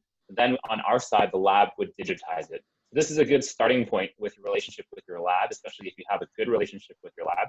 Most labs nowadays are digital active, which means you can start slow. I mean, you guys still know how to take alginates, still know how to take PVSs, but like Jeff said, I think it's really important to find a lab that understands digital so that they can grow with you, and they can also educate you on the digital side too. Because we were 100% an analog lab, and we were very, very set in our ways. And I would say, thankfully, Chris has allowed me to learn 3D printing. And I would say that 100%, if not all, our digital wax slips are digital. and model-less. We just send them back to the doctors for viewing. We don't even print them. So this is kind of an important point to save material and time. Absolutely. Thank you so much for that. Next question comes from Dr. Morad. Hey, Morad, hope you are doing well. His question is, for the Essex temporary, do you wax up a tooth on the 3D model and then do the Essex, or how is it done using a 3D printer? Great question. And this is where the technology is so amazing, Red. So instead of doing a wax up on the model, you could do that, but why would you do that? Now we use what Sam does, again, not me, this is what Sam does. She will use Mesh Mixer, and she can drop a tooth into that 3D scan, into our STL file, drop a tooth in there, and then print the arch form of the entire arch, and then drop the vacuum form. Once the vacuum form is dropped, then we'll put in the temporary tooth. So there's no, it's very, very little work other than the digital work when Sam's actually designing that tooth and dropping it in on the STL file. So to clarify, because a lot of users are out there, we have like 200 people. Mesh Mixer is not a dental software, just so everyone knows. It is a free software that you can go and download right now. So if you're doing nothing, there's a bunch of free YouTube 14-year-old kids showing you how to use it. It's called Mesh Mixer, owned by Google. So you guys can download it like literally while you're watching us talk. Yeah. Now, it's pretty amazing what you can do with it, really. Absolutely. Now, this question is directed towards Mark, and it comes from me. Mark, I know it's always a question as to why do we even need to print a model and then use a vacuum form or a suck down to create our aligners. The next evolution comes towards why can't we just print our aligner? So actually, go ahead. That's a really good important point. Like materials science is the big thing, and obviously 3D printing does not come from our industry. It comes from industry like automotive and engineering. And unfortunately or fortunately, those industries come first before us. And material science is still catching up. Mm-hmm. Have companies that are working on printable night guard and aligner technologies. It's just not feasible price point wise right now, because we know that suck downs are the benchmark for what can be used in the mouth. And unfortunately, there's still no testing on it. That's the answer in a nutshell. But believe me, I mean, I love how you're thinking, because that really is the next evolution. And then we don't have to make our own 3D prints. We just go straight to the print of the trays. And believe me, I've talked to 3D companies and said, when are you doing this? Because it will happen. I think it's to give you guys an idea about how quickly this this industry is changing and how quickly it's evolving.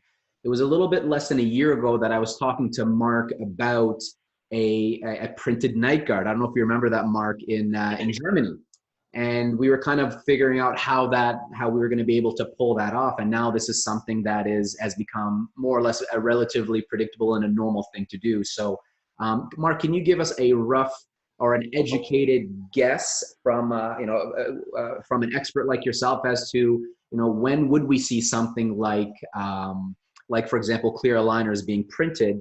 And then I'm going to pivot away from that question after you answer it to talking to us a little bit about dentures and 3D printing dentures as well, if you don't mind sharing your experience with that.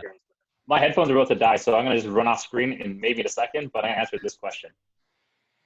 I would say in under maybe a year and a half, I've already held a 3D printed aligner.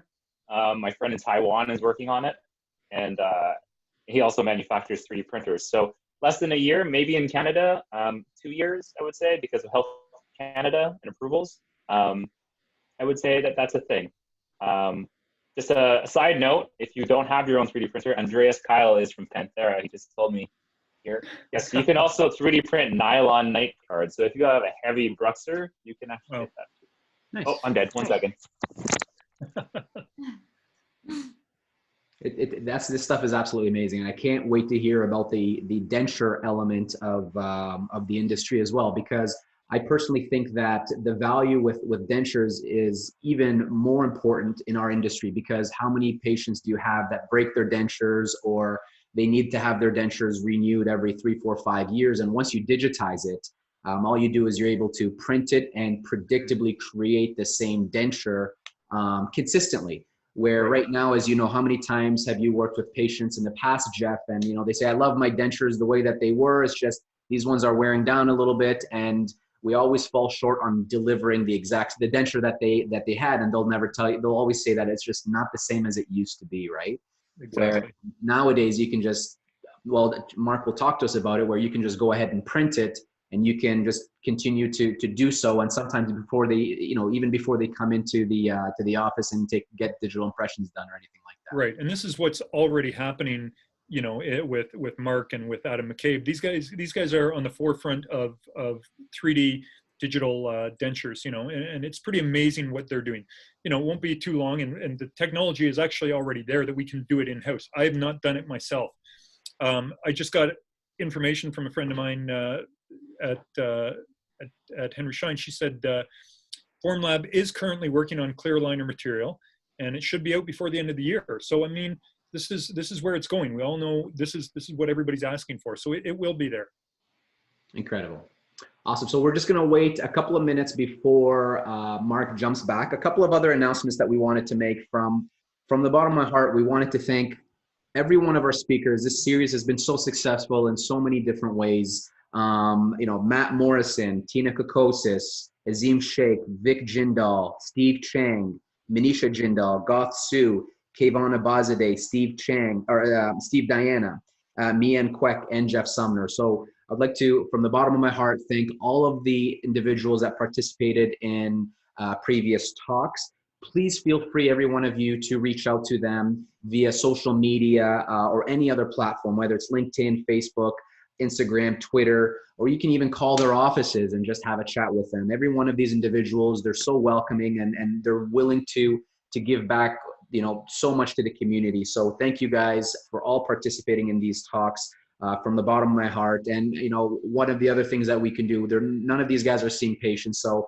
leaving a nice testimony of their talk or leaving a nice review would definitely go a long way. So thank you guys for all of that. I think we're still waiting for Mark, so we'll give another shout out to a lot of the individuals that helped us out. I'd like to, from the bottom of my heart, thank Manisha Jindal for being a wonderful co-host and for helping me out and the entire organization with these talks. I would like to thank Dentsply Sirona, Patterson, the Dentistry Academy, our friends at the Dental Exchange, Jindal Financial, and Amity Management and Tech.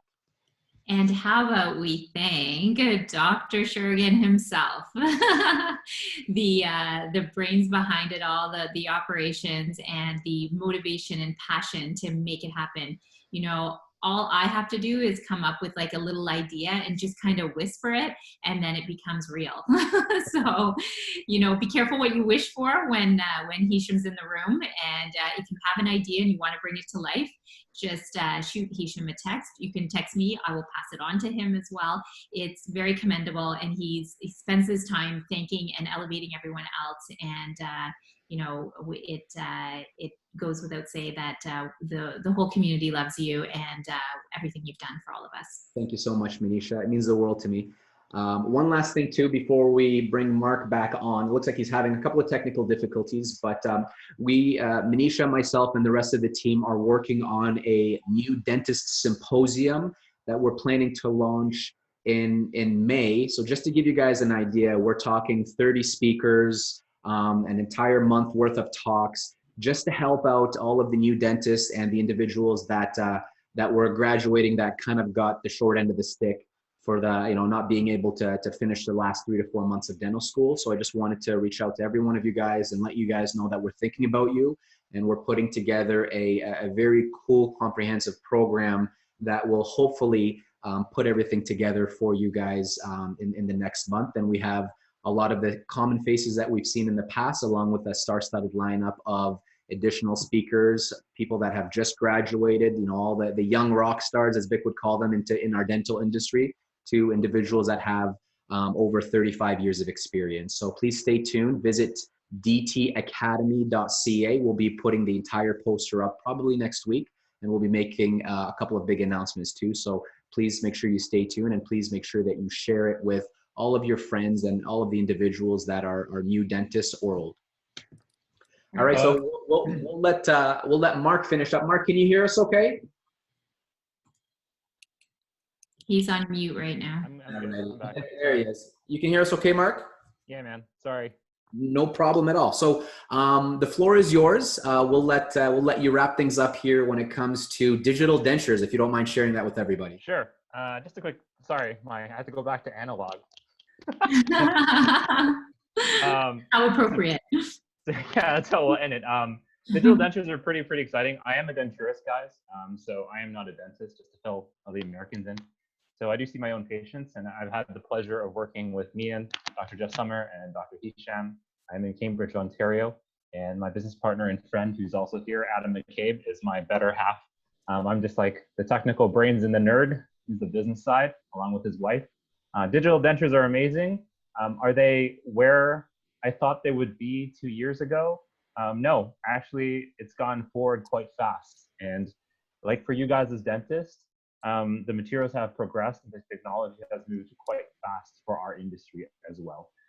So to fill you in, is it possible to do a digital denture fully digital? In some aspects, yes. And I think Nian touched on that in the last lecture. If you haven't seen that, please check it out.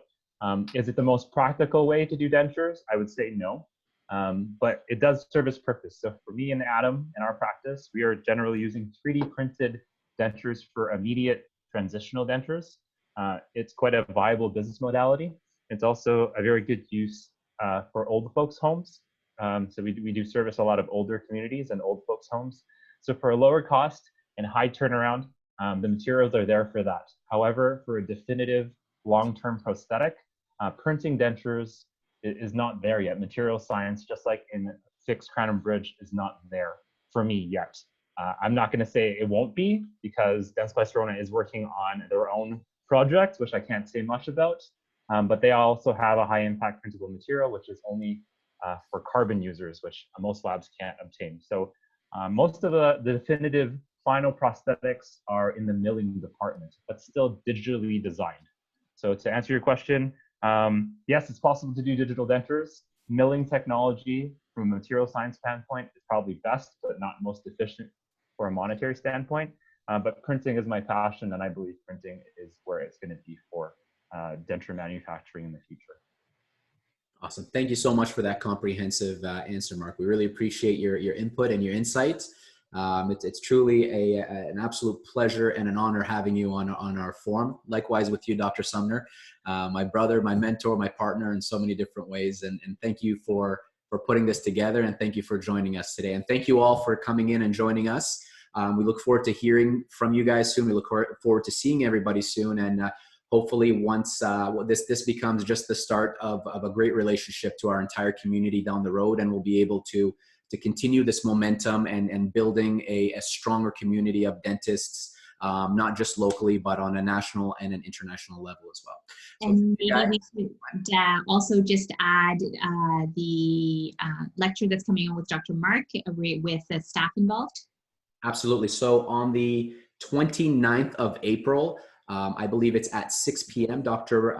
Mark is having an incredible presentation for not just dentists, but also for employees as well, staff members. And it will be, can you let me know a little bit more about it, Manisha? I think I just... Yeah. Let me just look up the details here for a second here.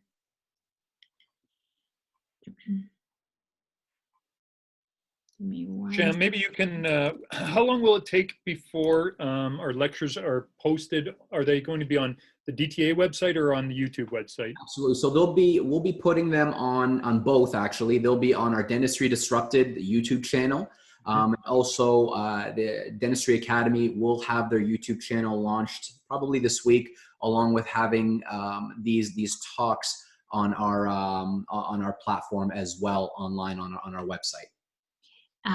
Yeah, and Vic had just informed me that yesterday's talk will be uploaded today, and we do understand there was a bunch of people that were trying to get in, but it did reach capacity. So for those that didn't, you can definitely view it on Dentistry Disrupted. So going back to Dr. Mark Eckler's talk on April 29th at 6 p.m., as Hish mentioned. So the goals of the presentation are: 1, team building and engagement, our and our patient safety with the entire team input. Number 2 is start developing protocols to ensure a prompt and safe return to work. Number 3, see the light at the end of the tunnel and ensure our staff knows we're putting them first. So he goes on to say, we need to start engaging our team now in order to understand everyone's concerns and address the impact of everyday operational considerations in our dental offices. Starting to develop protocols now to keep our families, our teams, and our patients safe will be the path to reviving our offices. Mark himself is a dentist, and he's a certified orthodontist with 20 years experience and has delivered over 100 webinars on customer service. COVID-19 is a quintessential time to deliver the ultimate customer service to our teams and patients.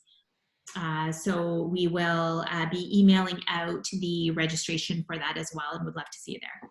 And make sure that you share that with your staff members as well. We do anticipate that this is going to reach capacity very, very quickly. So please, as soon as you get the email, make sure that everybody signs up for it, and we're definitely looking forward to it. Awesome. Thanks everybody for joining us today. We hope you have a wonderful week. Stay safe, stay healthy, and we will see you all soon. Have a great day. Bye guys. Bye-bye.